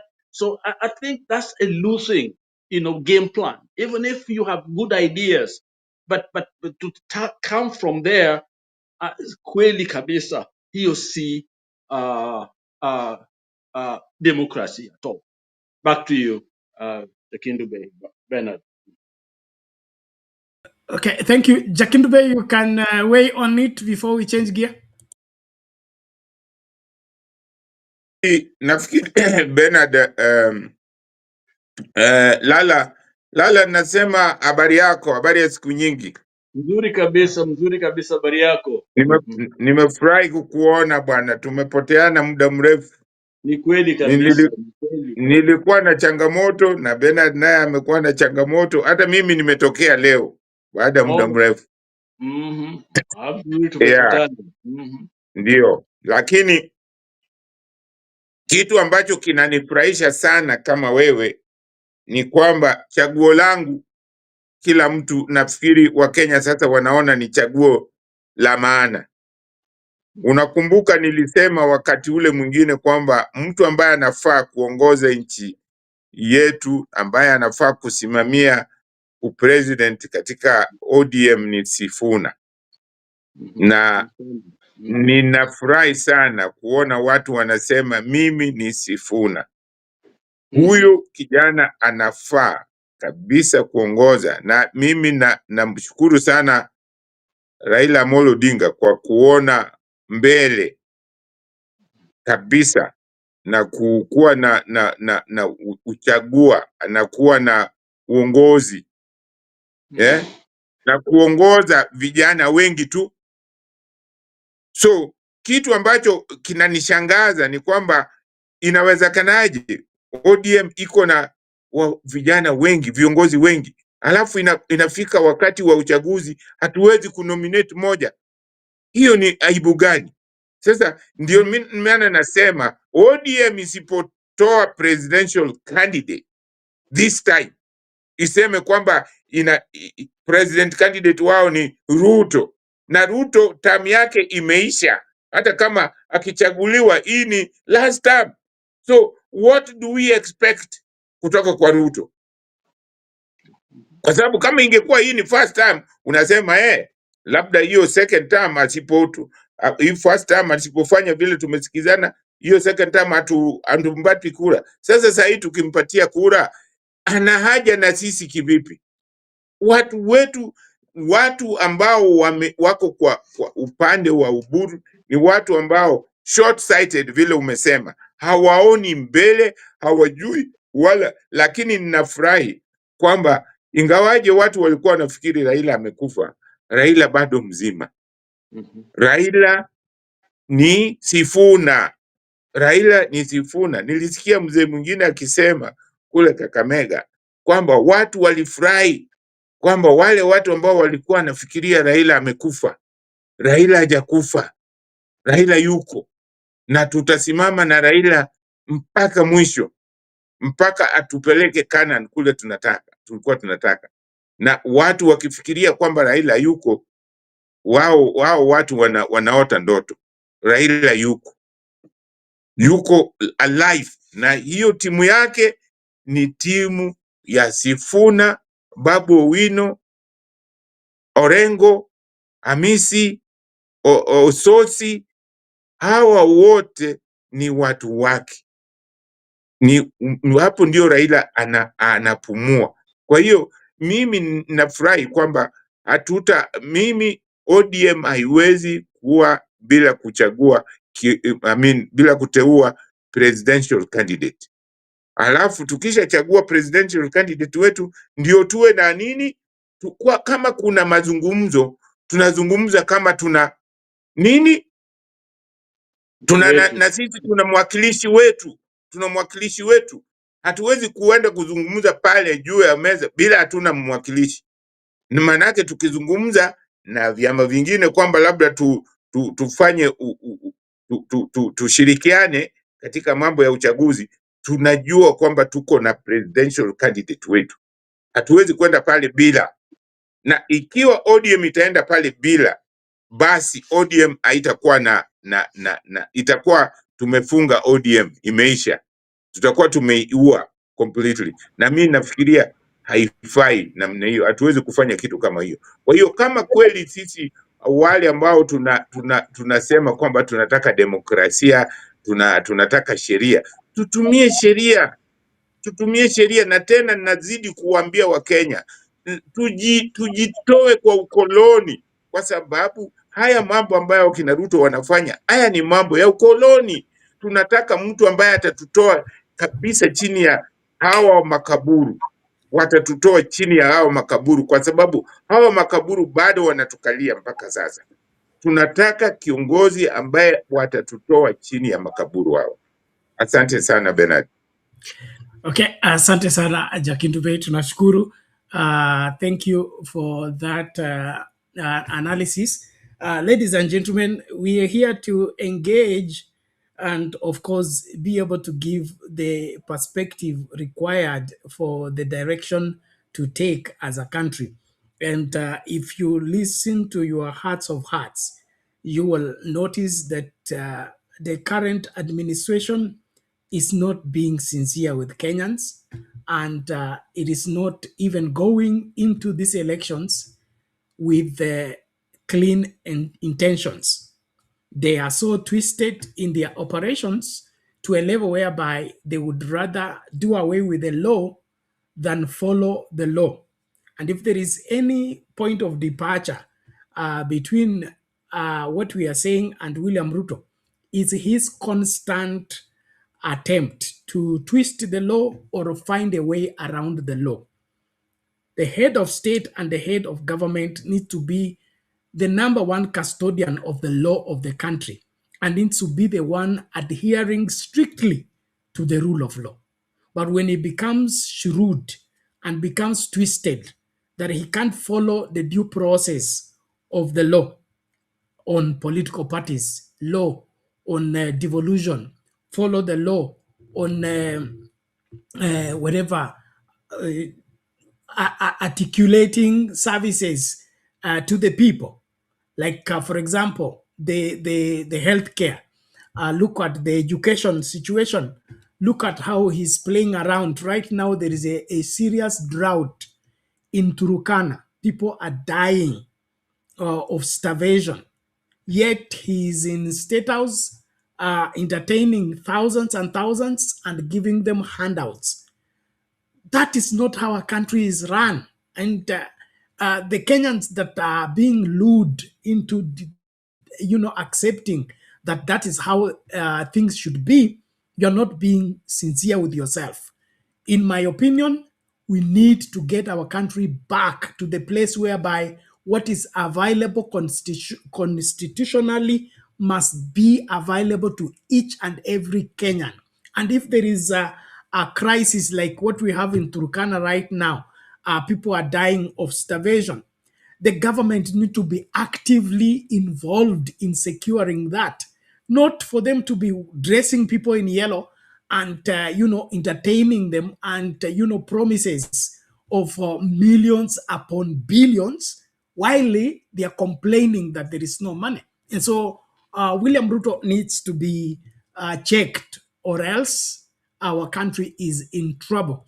And I'm happy that the world is recognizing that although our beloved legend of politics, Raila Odinga, being dead, yet he lives on. Here is a bite of what he said by himself. When we get back, we'll be moving to the next issue. Thank you very much. Karibisha mtu tumakinike pamoja. Asante. Raila Odinga's spirit will continue to live on.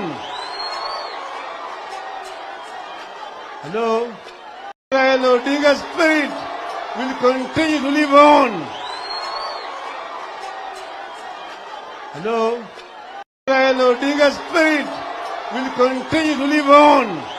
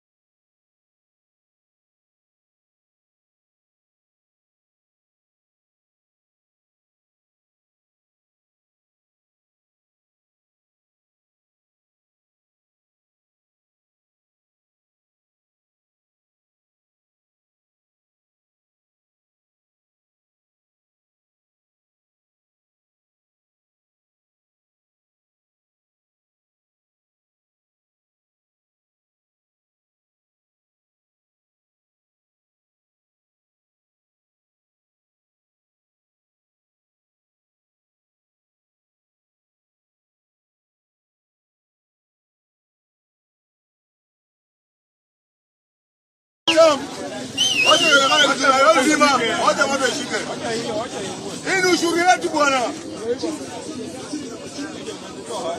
Wakora tunapata petroli huko. Tunapewa mafuta ya 800. Sisi ndio Sifuna. Mafuta wametupatia na tumewasha nayo hivi vitu. Mafuta ya bure ya serikali. Tumewasha nayo hivi vitu. Wamemuua Raila Amolo Odinga. Wanataka kuua chama cha Raila Amolo Odinga. Na Raila alikuwa na mwongozo ya Raila ilikuwa 10 point agenda.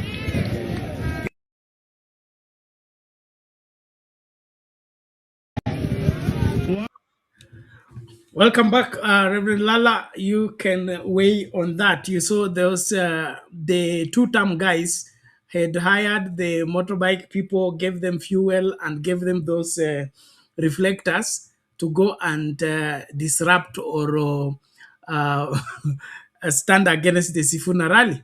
But it appears that the spirit of Baba couldn't allow them to continue with their evil.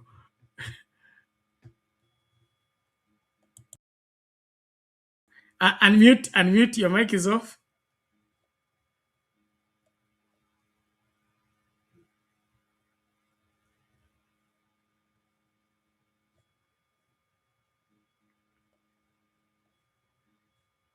Sorry.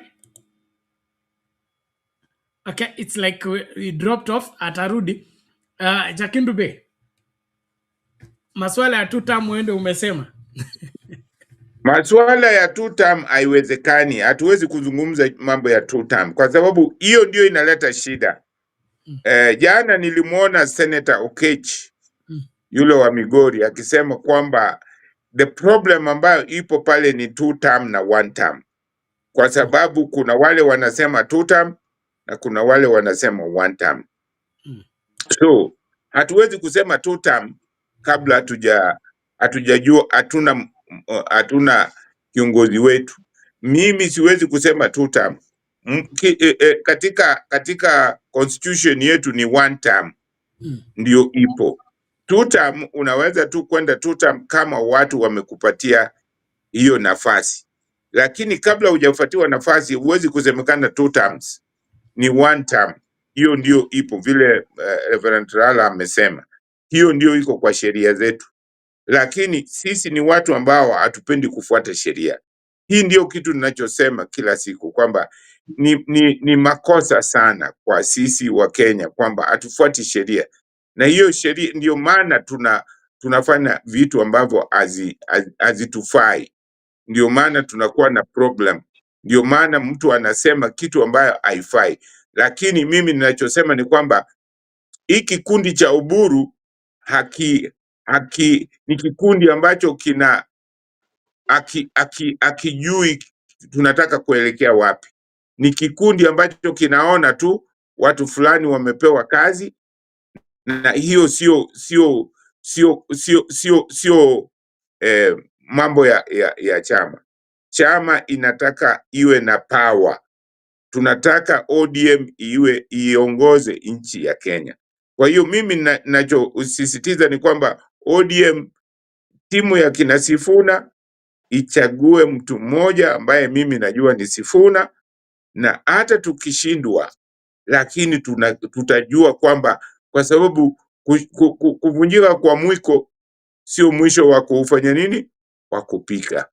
Kwa hiyo hata kama tutashindwa, ODM itakuwa na strategy nyingine, na watu wa Kenya watajua kwamba ODM bado inafanya nini, inawapigania, inataka iwe na mwongozo ambayo ikipata uongozi, tunataka school fees ni kitu tusahau, na mambo ya matibabu iwe ni mambo ya tusahau, kwa sababu hizo vitu viwili inatakikana iwe ni human right, iwe ni haki ya Mkenya, kwa sababu sisi wa Kenya wote tunatoa kodi. Kwa hiyo inatakiwa sisi wote tunakuwa na haki sawa, kwamba ukiwa mgonjwa unatibiwa, si kwamba kama una pesa huwezi kutibiwa. Shule inatakiwa watoto wote waende shule, si kwamba mtoto babake hana pesa mtoto haendi shule. Ni aibu sana, ni aibu kubwa sana kuona kwamba watoto nchi yetu Kenya ambao bado tunahitaji wasomi wengi, ati mtoto hawezi kwenda shule. Yet tunaona sisi ndio watu tunasema demokrasia, tunataka maendeleo na yetu tunaona katika nchi hizi ambazo zimeendelea, hizi ambazo nchi tunasema first world, watoto wanaenda shule bure, matibabu ni bure. So tunashindwaje kufanya? Unaona Bernard, nataka munielezee kitu moja juu ya matibabu. Kwa nini sisi kama Kenya, nchi yetu, tunampatia mtu mmoja ambaye ni SHA, tunampatia pesa kwamba hizi pesa tunakupatia ndio ulipie watu wetu, akiwa mgonjwa unamlipia kwenda hospitali, alafu katika hiyo pesa bado anatulipia, lakini bado anabaki na faida, yeah? Kwa nini hiyo pesa yote tusitumie sisi kwa hospitali zetu? Kwa nini? Kwamba sisi ni wajinga kabisa, hatuwezi kufanya hivyo. Shule the same thing. Kwa nini? Why? Ni kwamba sisi hatuna akili. Wakenya hawana akili, hatuwezi kumanage mambo ya shule, au hatuwezi kumanage mambo ya hospitali. Hiyo ni aibu sana. Mimi kwa maoni yangu, mimi naona ni aibu kuona kwamba hatuwezi kufanya chochote sisi wa Kenya. How? Ni aibu kubwa sana Bernard. Asante. Okay, thank you. Quickly tumlete Lala aendelee. Lala Orengo anasema wanataka wameua Raila, sasa wanataka kuua chama chake. Maoni yako? Let me answer that from a different perspective. Let me talk about economy. I thank God that I just got back. I was able to visit the country. I went to Rwanda. I went to Uganda. I went to Tanzania. Okay, I went to the Emirates and others, um, and and just the idea that we want to return or to give Ruto another term of office when actually the Kenyan economy is projected only to grow about 4%. 4%, it means there are no jobs for our young people. There's no expansion of our economy that can be able to absorb any of our young people that are coming out. Joblessness and will continue when actually our neighbor Ethiopia is projected to grow, I think, over 10.2. In other words, we are not even a half of what Ethiopia is going to experience, and yet we are telling our people to continue with the same system that is full of corruption and that has got no idea of what they are doing. And so, what rationale is there for us to give them another time in the office when actually you're taking it the wrong direction? That's number one. Number two, Baba left us with a party that was thriving, is the envy of the region. So you either kill it in order to be able to claim that number one place. So I do believe that the system is trying to kill ODM because with what the Uburu team is doing is really suicidal. We're really killing ODM. Okay. So yes, physically we may talk of whatever happened in India. We don't know. I don't want to go there. But from political perspective, what we are doing is very suicidal because we are not expanding the party. What we are doing is we want to maintain what we have in name of Ruto, when actually just few months ago we were fighting Ruto. So I'm wondering, these people, were they really with us in fighting the system that was corrupt, that was not giving our young people any hope at all, that the school system, as you mentioned, basically uh, the whole idea behind ODM, what ODM stood for, this party was doing the opposite of it. So I agree with you, Bernard, that with Orenco and others, that this current system is trying to kill the party and get the loot. And the loot they started, getting from our people. So it is upon people like us, people like Sifuna and the rest, to stop this hemorrhage because they are killing ODM if we don't stand strong and say no and have our own candidate who understand what ODM stood for, what Baba stood for, so that we can save our people and expand our economy because we can beat uh, Ethiopia and others. Okay, what we have is enough. We have been a powerhouse in the region. So all we need to do is to be able to create that environment and invest in those areas that will help us get the yield that we need, so that our young people can be can be employed in meaningful jobs. So yes, I agree with you that currently what we have is a group that is ready to kill ODM, and they're doing it slowly. So we must stop it. Back to you, Bernard. Oh, thank you very much, and very sad indeed. By uh, one of the things that is heartbreaking is the people who are uh, making or rather facilitating the destruction of ODM were the closest to Baba, and Baba has worked with Can you get me my charger? just okay. Sorry, okay. Baba had worked with them very closely. They were very conspicuous.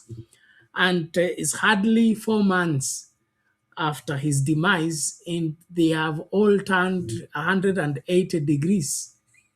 Their language, their political stance, and all other indicators show clearly that they never drank from the spirit of Baba or embraced the legacy of Baba. It's very sad that we can so much give ourselves for the betterment of the country, thinking that the people around us are seeing and embracing what we are doing, when the facts are very different. This nimetumiwa na Kipril giving us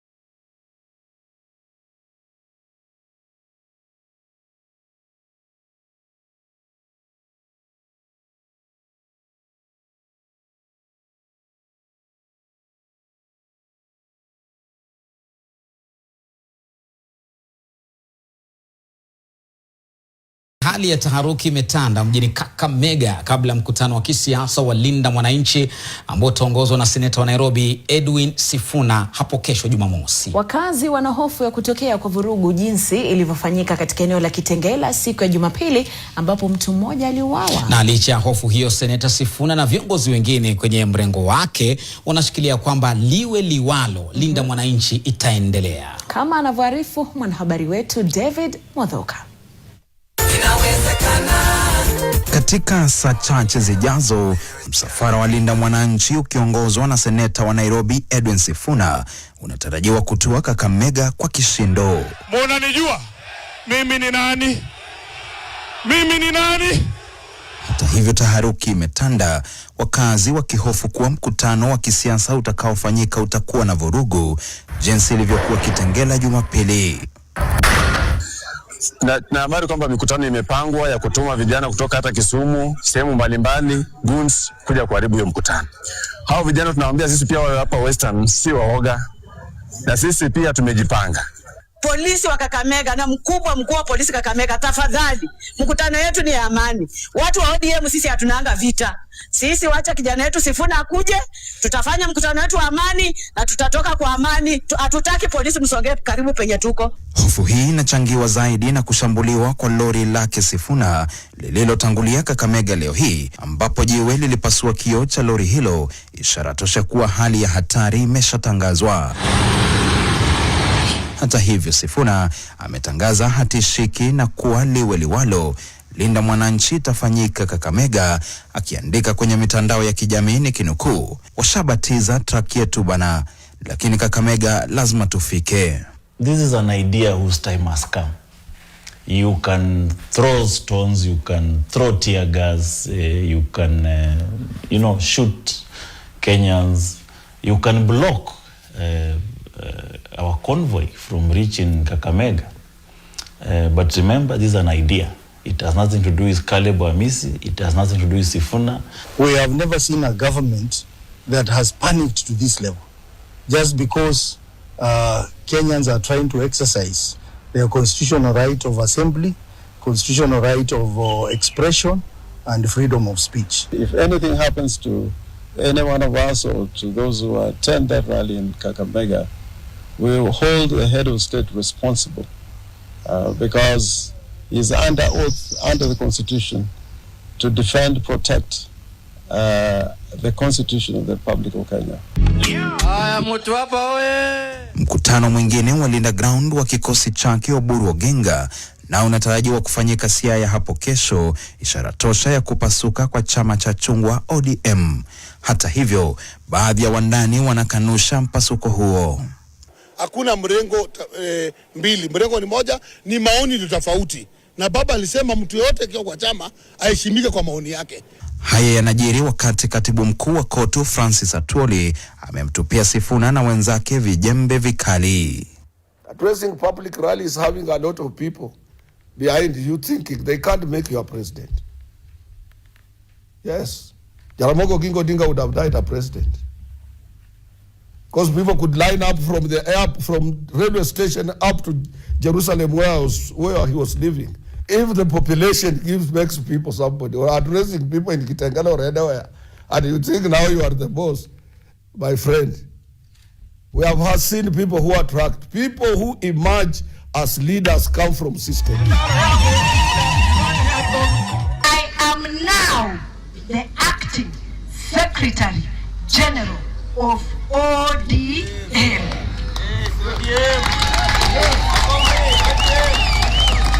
Watu wasiseme sibanduki, waambie mimi nimekalia na nimeona kiti imenitosha. Na hiyo tarehe 27 March, hata mimi jina langu hapo, kwa sababu siwezi kukua naibu, kwani mimi ni bubu. David Muthoka, NTV. Reverend Lala, hapo labda ni inue tu kitu kimoja hapo. Atwoli anasema watu wanaokuwa rais wanatoka kwa system. Ni system au wananchi? It is unfortunate. Tuseme ni mzee kama mimi, but he's much older. Okay, so we can excuse him because he doesn't know what he's talking about. It's truly sad because Kenyans wanaona namna hao watu wataki nchi iendelee mbele. Okay, they are blocking. I'd like a Mrs. message. The time has come, and when time has come, what they don't understand is that Raila is no longer just a human being that died in India. Raila is now in all of us, an ideology now. It's the mind. Kenya's mind are made. They want their country to prosper. They want a system that represents them. They don't want to be jobless and hopeless. And I'm glad in the meeting in Kakamega, there was that idea of what they are fighting for. Not fighting against only other people, but what they are fighting for. Our young people to get jobs, our education system to improve, corruption to be fought. They are fighting for those 10-point agenda that Baba left us. So Baba is an ideology right now. So anybody coming in the way, I want to succeed. I wish you could faulu, kwa sababu it's deeper than what they think. It's not going there to stop them, our people on the road. That will not stop them. And I'm glad hawakukimbia. Sifuna aliwaambia simameni, put your coat over, so whatever it is that they're trying to do. And people are becoming bolder and bolder and bolder. And the faster they understand what is going on, the better for the nation. Okay? Because they can't stop this. It can't be stopped. And to me, it's unfortunate that these people still can stand there. Sijui kama mliona hii mkutano wa Siaya, there was no life in it. It was a sad. I know there are good people there, but they can't see. So we need their eyes to be open to see what God is doing. I believe that. And that way we are not blinded by what we don't want. We don't want this, don't want it. But what do we want also must be at the forefront. This is this a country we want. Okay? Not what we don't want only, but what we want. We want a united country. We want a democratic country. Nchi ambayo ina jali slahi, the needs of the people, meeting those needs. Okay, we want a prosperous country. Ethiopia had a fight, a war. Okay, but go to Addis Ababa right now. It's a modern city. Look at the growth that they are having. And it had a war. They fought a war not long ago. Yet that has not stopped them from growing because they have leadership that is looking at where they want to be into the future. Not easily, this group of ours. And it's unfortunate that to me, I don't think Oburu understands. I think he was pushed there by a group of people that are either been bribed, and to me, that's what Orengo was saying, that there are people that have been bought, okay? They have been blinded, and so they are trying to lead others out of Baba's vision. And the faster their eyes are open, the better, because we have a lot of fight to do. Because even within the system, we need these brains, these young people and others who are brave enough to confront these ills that are there within the party or within the country itself. So we have a fight a battle here to fight to win. And so it is important for these people to open their eyes. They are good people in that place, but they have been blinded. That's the way I interpret it. Back to you, Bernard. Okay, asante sana. Jakindu Bey, karibu. Bernard, ni jambo la kusikitisha sana kusikia mtu kama Atuoli ambaye tunafikiria ni mtu ambaye ameona mengi, anasema kwamba wale wanaongoza huwa wanatoka kwa system. Then sasa maana ya kuwa na demokrasia ni nini basi? Unaona, hizi ndizo vitu zinanifanya na kuwa na tashwishi nyingi sana kwa haya mambo tunaambiwa demokrasia.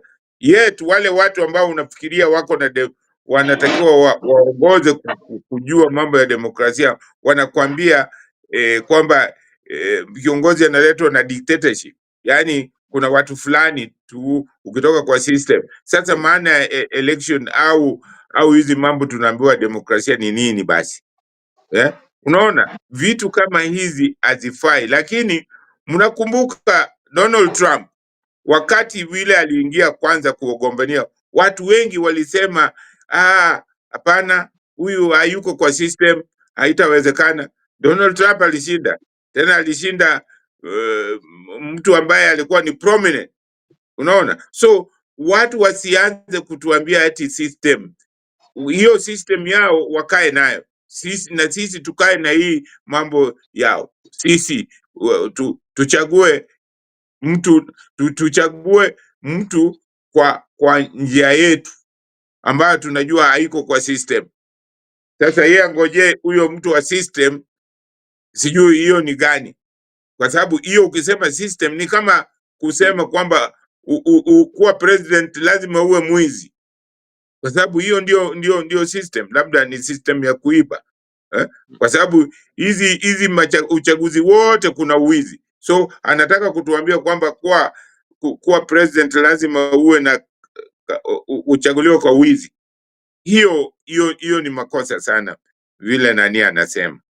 Na jambo lingine ni kwamba ile grupu ya Oburu, kwanza Oburu mwenyewe alichaguliwa, ni jambo la aibu sana. Oburu nikiangalia vile alichaguliwa hata kabla Raila hajatolewa kwa ndege. Alichaguliwa kabla Raila hajaingia nchini. Kama mlifuatilia hiyo, mimi niliona mahali Junet Mohamed alimwambia wakienda pale kwa airport ati wewe ndio tumekuchagua kuwa kiongozi. Na hajapokea hata mwili ya ndugu yake. Hajapokea. Anaambiwa eti yeye ndiye amechaguliwa. Sasa hiyo ni kinyume na hafai. Na mbona wakati Raila alikuwa anaondoka kwenda upande nani, mbona hakumwambia sasa wewe Oburu utabaki kwa hiyo uchaguzi? Si ni Profesa Anyang' Nyong'o. Mbona hawakumpatia Anyang' Nyong'o? Mbona hawakupatia hawa ambao ni walikuwa makamu wa nani hawa kina Ososi, Simbarati na Sarif? Mmoja wao alikuwa anaweza kukaa tu, alafu tuende kwa uchaguzi, alafu tuchague mtu mmoja. Hiyo ndio sheria. Lakini kusema eti wanafanya kwa sababu kuna kabal vile Orengo alikuwa anasema kuna kabal fulani ndani ya ODM ambao inahusu kama kina Junet. Hawa ni kabal. Hawa ni watu ambao wanafikiria tu tumbo zao. Mimi nikiwaangalia hao watu, kwa sababu hatuwezi kuwa ODM chama kikubwa namna hii tunataka kufuata mtu mwingine ambaye sio wa chama chetu. Hiyo haifai. Hiyo haitafanya, hiyo nani. Mimi nasema wana ODM wasiwe na wasiwasi.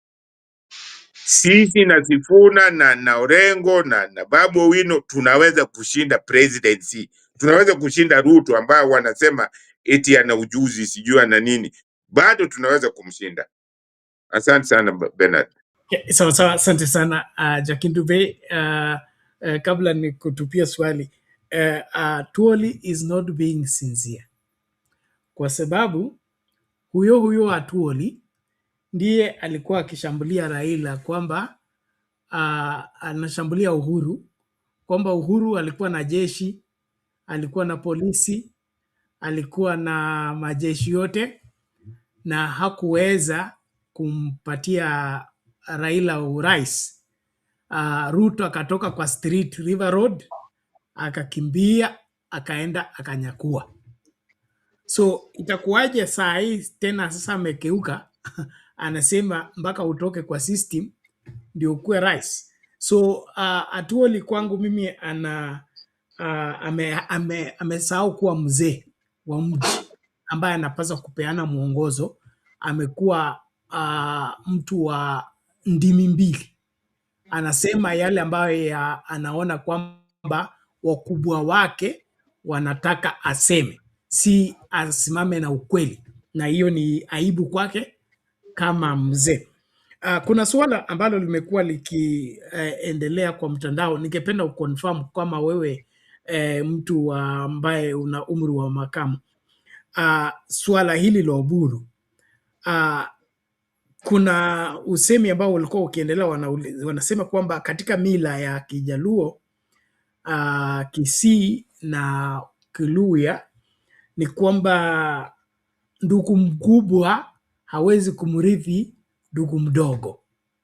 Sijui hiyo inakaaje. Mimi sina uthibitisho wake unaweza kutufafanulia, kwa sababu hii confusion ambayo inaendelea haswa in the Oginga family, wanasema inatokana na hiyo, ni ndugu mdogo anamrithi mkubwa ama mkubwa anamrithi mdogo. Hebu tufafanulie.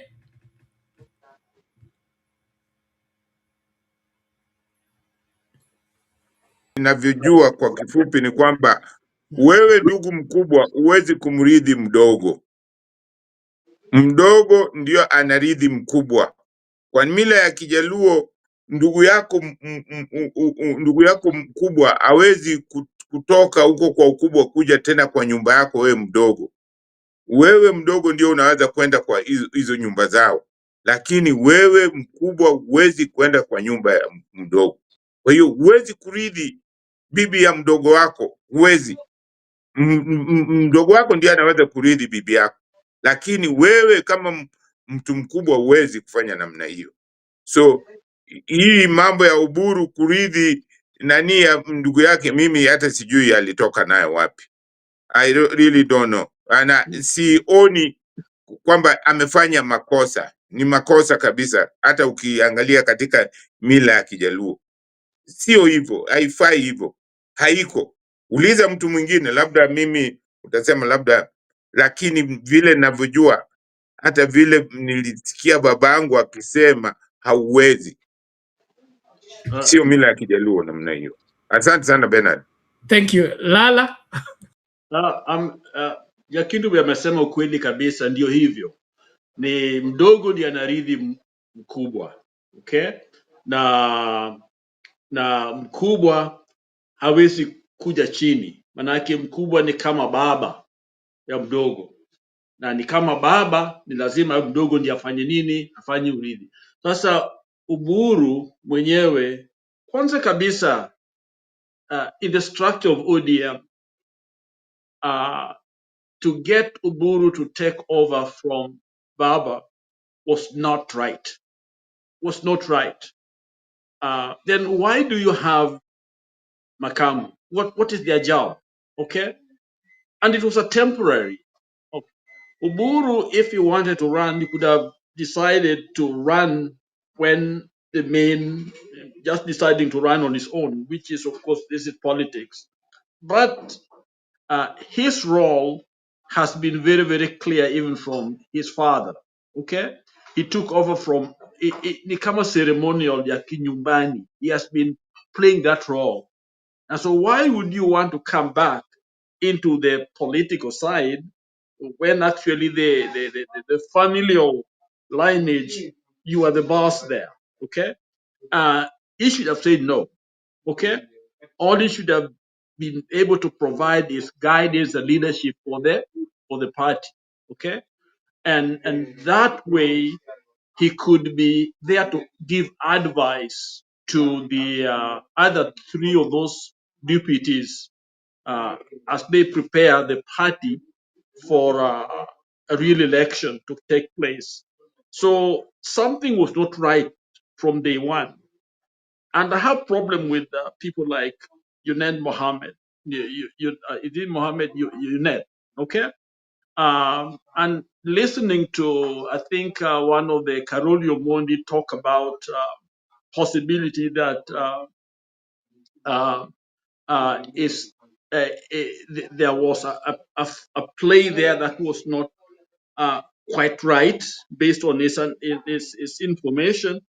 To me, I think that's where the rain started beating the ODM. The moment Uburu was announced, someone who has not been in that circle, okay, of that leadership, is brought in to guide the party, to guide people that is never supervised. He doesn't know who they are, and the time is not, he himself is grieving. I don't know, but that to me, I think is where the problem started.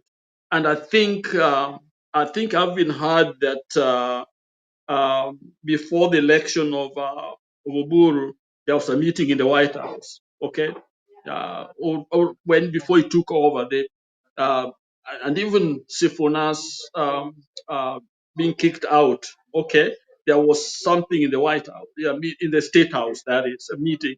So there was a hand outside of ODM that was playing, a role in the changes that was taking place. So clearly, these people have got no credibility.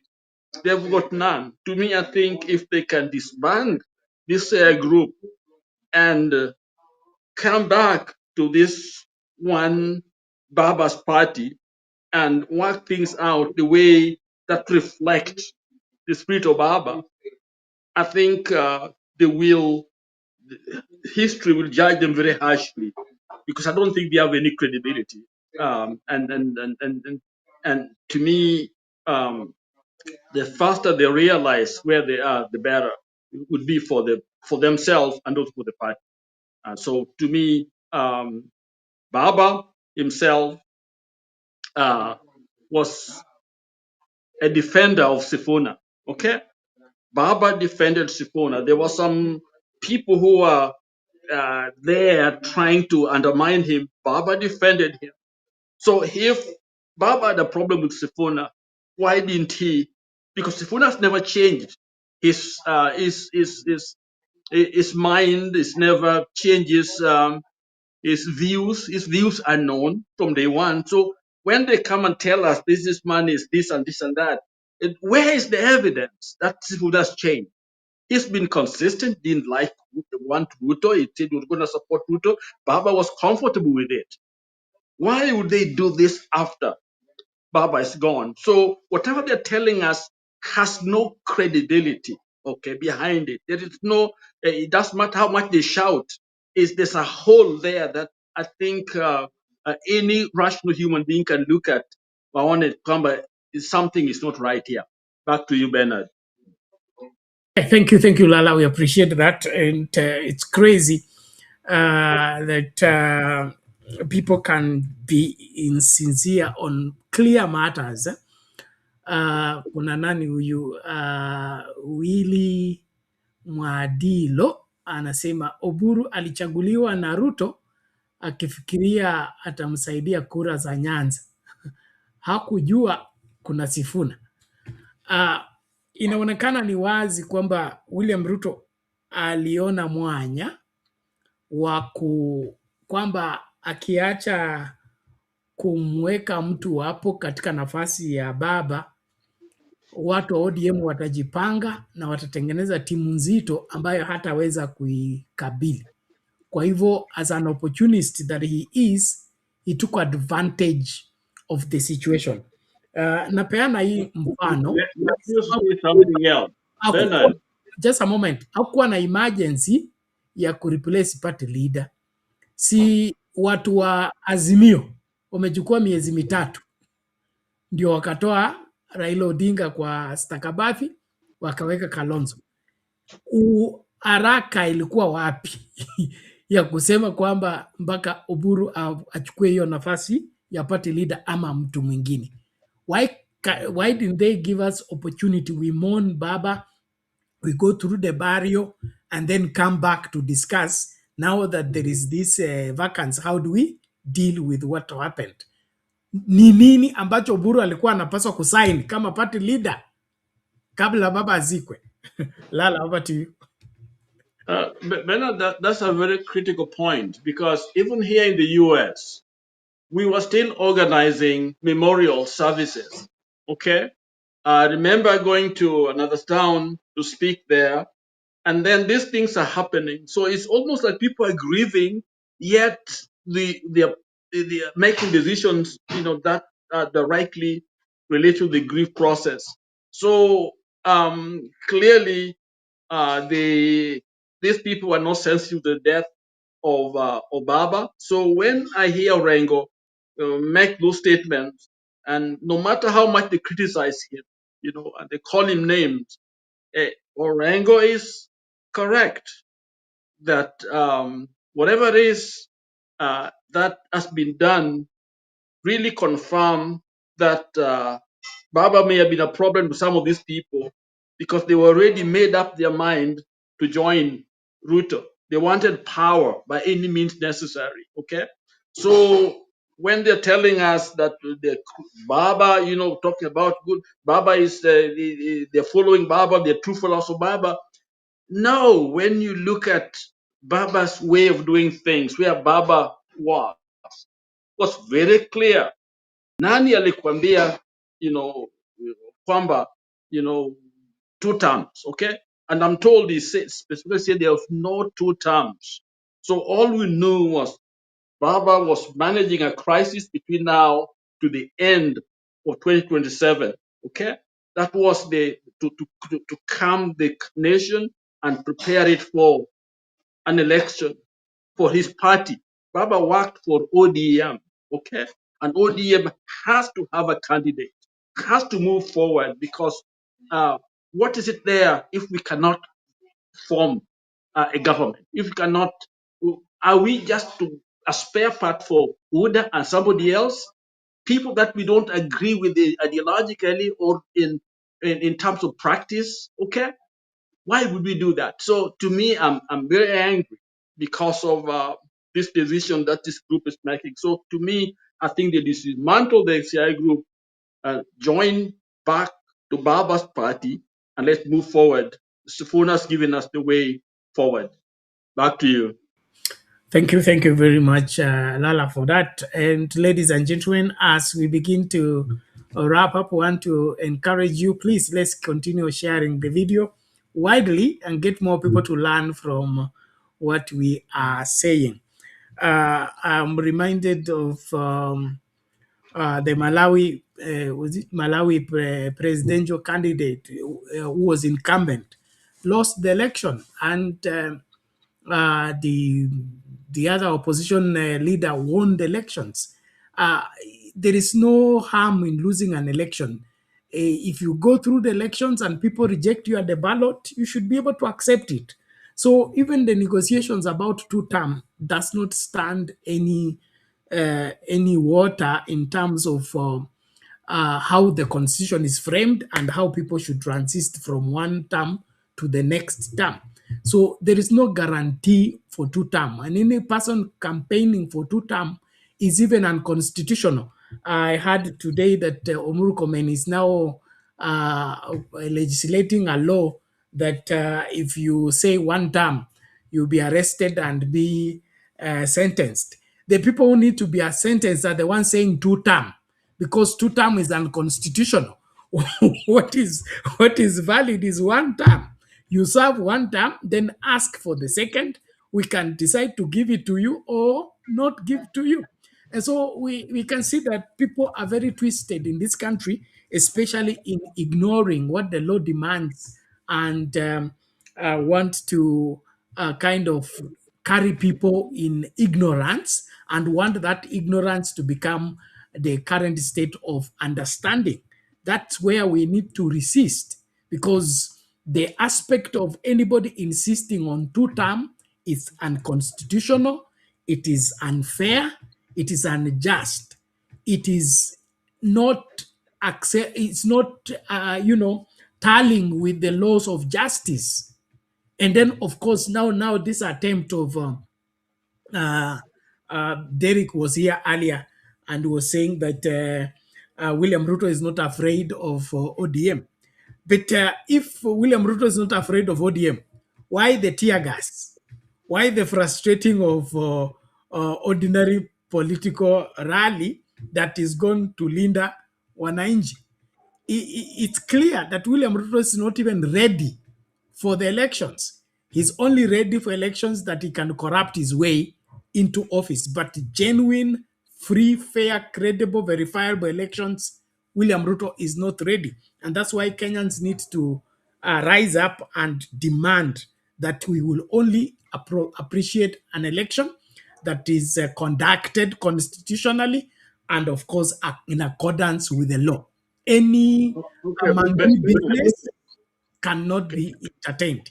Yes, sir. Can I say one thing? I think this is something that I must say. There are those that are afraid that ODM not working with Ruto means working with Wabunyoro and others. That is not the point. ODM has to stand on its own first with its 2 feet.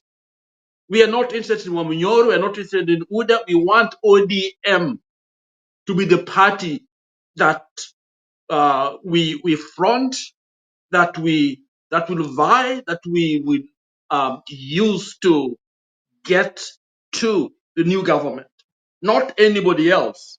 That is not for us to discuss now. We want ODM as a party strong enough, is big enough, it can form a government. If there's a need to talk, that is another discussion. Because I know people have been mixing things here, using fear to tell people that if you don't support Ruto, then you must be supporting Obunyoro. No, we are contending for ODM because Baba won the election. The membership was large enough, and there are those other parties that naturally will come to us because we are the largest party anyway. So that's what I wanted to say. I want to make that clarity. Back to you. Exactly. Thank you very much for clearing that. And that assumption of if you're not working with the Ruto, you're working with Wamnyoro is part of the propaganda that wants to be pushed around to make people not make up their mind in deciding the future of this country without necessarily bringing up personalities. That has been part of our political games, that people use personalities or tribes to blind people from seeing the really problem and how to deal with that particular problem. Quickly, before Jakindube comes in, let's just see this. I understand this went down in Siaya when there was attack on Orengo. Let's just look at it and then Mzee Jakindube can weigh. Kumeharibika. Omero oketore lwetano. Oketore lwetano. ODM Linda Ground.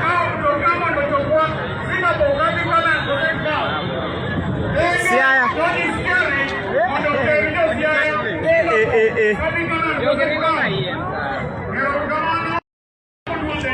Kumeharibika. Omero oketore lwetano. Jakindube, you can help us shed light on that. Hiyo nani, watu hawawezi kumshambulia Orengo kwao.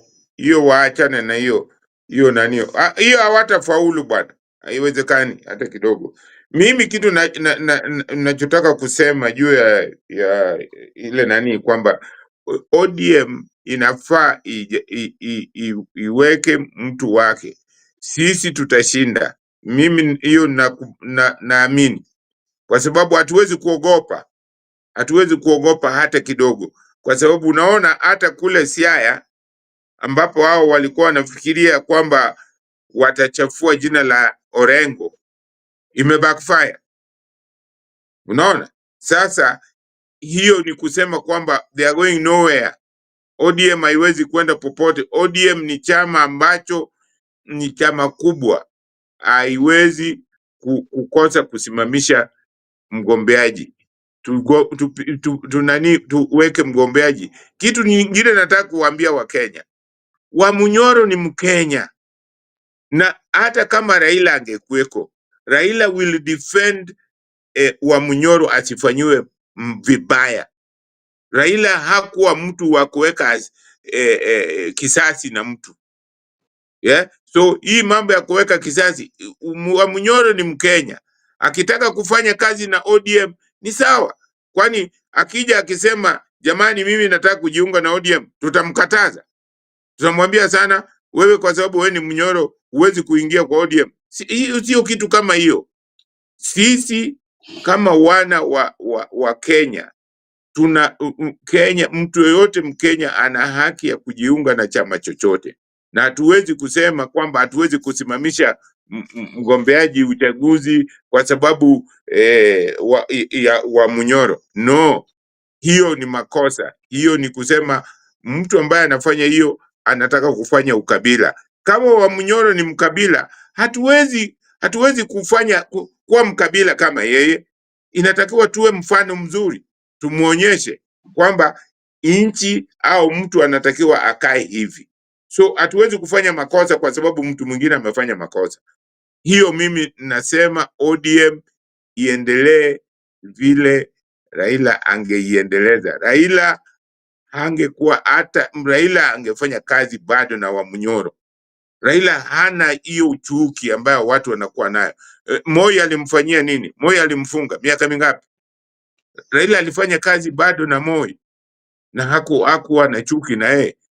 Na Kibaki alimfanyia nini? Uhuru alimfanyia nini? Walimtusi namna gani Raila? Watu wangapi hata kina Kingi, Amason Kingi, akina huyu jamaa wa Northeastern anaitwa Duale. Si hao watu wote Raila aliwaokota tu barabarani na kuwafanya vile walivyo. So Raila hana chuki, na kwa hiyo sisi ambao tumebaki tusiwe na chuki.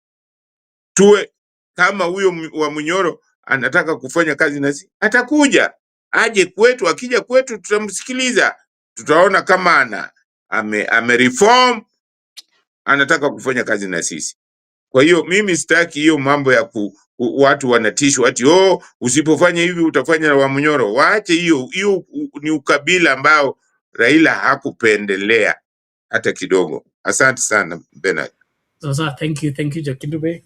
Ladies and gentlemen, dakika zimebaki 3 tu ifike saa 7 asubuhi masaa ya Afrika Mashariki, na ningependa kuanza kufungasha. Kabla ya hapo, ningependa kuwajulisha kila mmoja, kama mmeona hiyo posta ya YouTube, tuko na issue ambayo inahitaji sisi kuhama mahali tulikuwa tunatumia kama studio, na tukupewa notice vizuri. Kwa hivyo tuko na hiyo harakati ya kuhakikisha kwamba tutaweza kumove within the time available, and of course it's not easy on our side. Hiyo pia ndio imechangia kwamba kipindi tuko sure akiko regular, kwa sababu there are a lot of changes. We are a lot of things that we are supposed to move.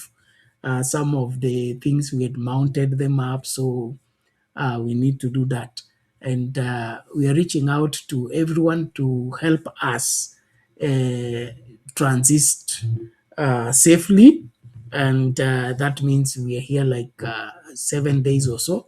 Then we should be moving elsewhere. That's part of what has affected our operations. But I want to thank everyone for your continued support and followership. Hii kazi tulianza pamoja na tutaikamilisha mpaka tuone Kenya ambayo ni ya kila Mkenya, na Kenya ambayo inafaa kwa watoto na watoto wa watoto wetu. Hiyo ndio jukumu letu, na sioni kama kutatokea lolote ambalo linaweza kutuzuia kuendelea na hii kazi. So naomba tu tuendelee kuombeana na kusupport ili tuweze kutransist vizuri na kwa haraka, kwa sababu mambo yanaenda mbio mbio, na lazima we need as people to ensure that we don't lose the momentum and we don't lose the focus despite the hiccups here and there. And so we encourage you to be part of every move that we are making and every change that is happening. And so as I give Lala and Jakindube to give their final word for today's show, we hope to be here tomorrow. I also want to remind us that hizi t-shirts na cape za Mimi Ndio Sifuna zipo online. Unaweza agiza ya kwako, utaletewa mpaka kwa nyumba. Ukue UK, ukue US, ukue inaitwa United Arab, whichever part of the world you are, you just book and then utaletewa moja kwa moja, na utakuwa sehemu ya wale ambao tunasema kwamba mimi ndio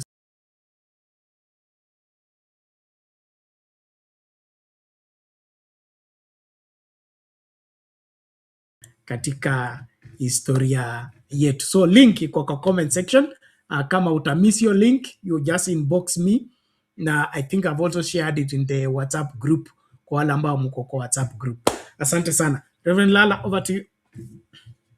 Okay, Asante Bernard, Asante Jakindube, and all of you in the background. I'm really happy to be a Kenyan, but I'm sad to see what's happening to our nation. Today, I was quite impressed with the action of our young leaders when someone tried to disrupt the meeting or was being beaten. They pleaded for his life and brought him to the pulpit to share, to care for him. They were more interested in his life, in his health, than what he had done. And to me, that should be the spirit of Azimio, the spirit of ODM. That means that we care for every Kenyan. Every Kenyan's life matters. And that was demonstrated today. And so I would appeal even to Oburu Group that you have wonderful men and women that we have admired for a long time. And our love for you is that you open your eyes and do and see where the nation is moving towards. And we are moving towards the vision that Baba left for us, the vision that cares, show a lot of care for each one of us, the least amongst us, that this nation must adhere to the calling that Baba left for us in the organization that we have called ODM. And ODM is for every Kenyan. And it is a party that should never be used to hurt other people, to character assassinate other people, but to care and love the nation and to fight for the right of everyone and to help us transition from this stalemate to a nation that is prosperous, that is caring, and that is bringing a great change in Africa. And that's why I'm part of ODM. And people like myself just want good direction from our leaders. So I appeal to all the leaders to simply look at Baba. What would Baba do in such a moment? Let's not manipulate words and use Babas for our own interest, but let's do what we believe Baba would have done to care for each and every one of us and fight for the future of a nation that is prosperous, that is caring, that is providing all that is necessary for her citizens, and that is ODM. Thank you, Bernard, for bringing back this wonderful, wonderful broadcast. And we are here to support you, and all of you out there, please join us, because I believe this is the voice of democracy. As we talk and share, I believe our country will find its way back to where it ought to be. And so let's love, let's give, let's do what it takes. Long live ODM. Back to you, Bernard. Thank you, Yakindo. Thank you, Reverend Lala. We appreciate that. Jakindu Bey, karibu. Asante sana Bernard. Mimi naweza kusema kwamba nimefurahi sana. Watu wengi walikuwa wanasemaga wakati mwingine kwamba Raila mbona haja hakuna yule mtu ambaye sijui anajaribu kumjenga. No, watu wamesahau. Nimefurahi sana kwamba Raila alitengeneza amenacha vijana wengi sana kuwa viongozi shujaa.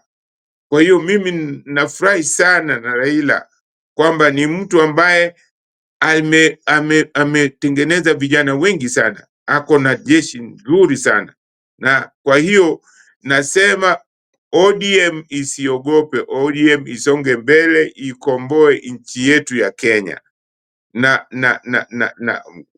wana ODM tuendelee na tuseme sisi wote, sisi ni Sifuna, na tuendelee hivyo, Sifuna na ODM. Hiyo ndio Raila mwenyewe. Asante sana. All right, thank you very much Jakintubei, thank you Lala, thank you tulikuwa na Derek IG, mitambo iliharibika lakini asante sana. Asante kwa wote ambao umetujoin kwa comment section. Dan Metro ametuma salamu zake. Dan Metro ni mmoja wetu hapa, tumekuwa na yeye safari yote.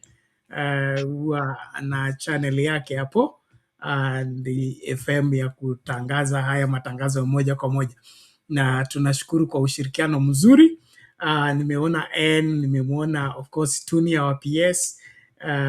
Tumekwenda vizuri, kipindi kimekuwa cha kufana.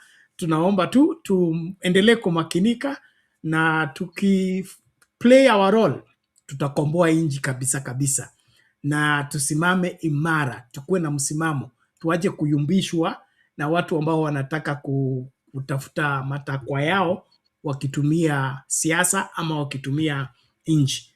Mojawapo ya kitu ambacho kilimfanya baba kuwa kiongozi wa miaka hii yote ni kwamba aliweka maslahi ya nchi mbele ya maslahi yake binafsi na maslahi ya jamii fulani, na hiyo ndio imemfanya akawa mkubwa mpaka dakika ya mwisho. Hakuna mtu anaweza kukaa na ukuu na umahiri na ushujaa wa Raila Odinga, kwa sababu aliweka maslahi ya nchi mbele. Wote ambao mnatafuta uongozi kwa njia moja au nyingine, weka maslahi ya wengi wa Wakenya mbele, milango yako itafunguka tu na mambo yatanyooka. Lakini ukitaka kutumia watu kwa mambo yako ya ubinafsi, basi ngoma itapanda kinyume na wewe, na hiyo haitakufaidi. So if you are interested in the chat, contact me, I will send you the link, and then of course support us so that we are able to transit safely and be able to continue. I want to leave us with this kibwakizo, how Raila Odinga trusted Sifuna with the issues of the party. Here we go, and God bless you. Tukutane tutakapokutana.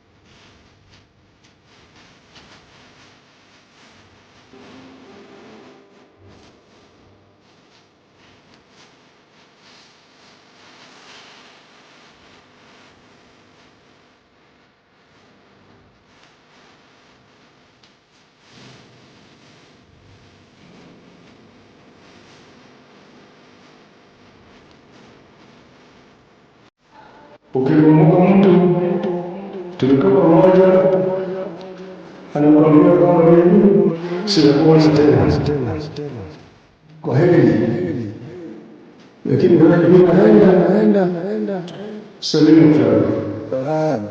Sad to say I'm on my way, won't be back for many a days.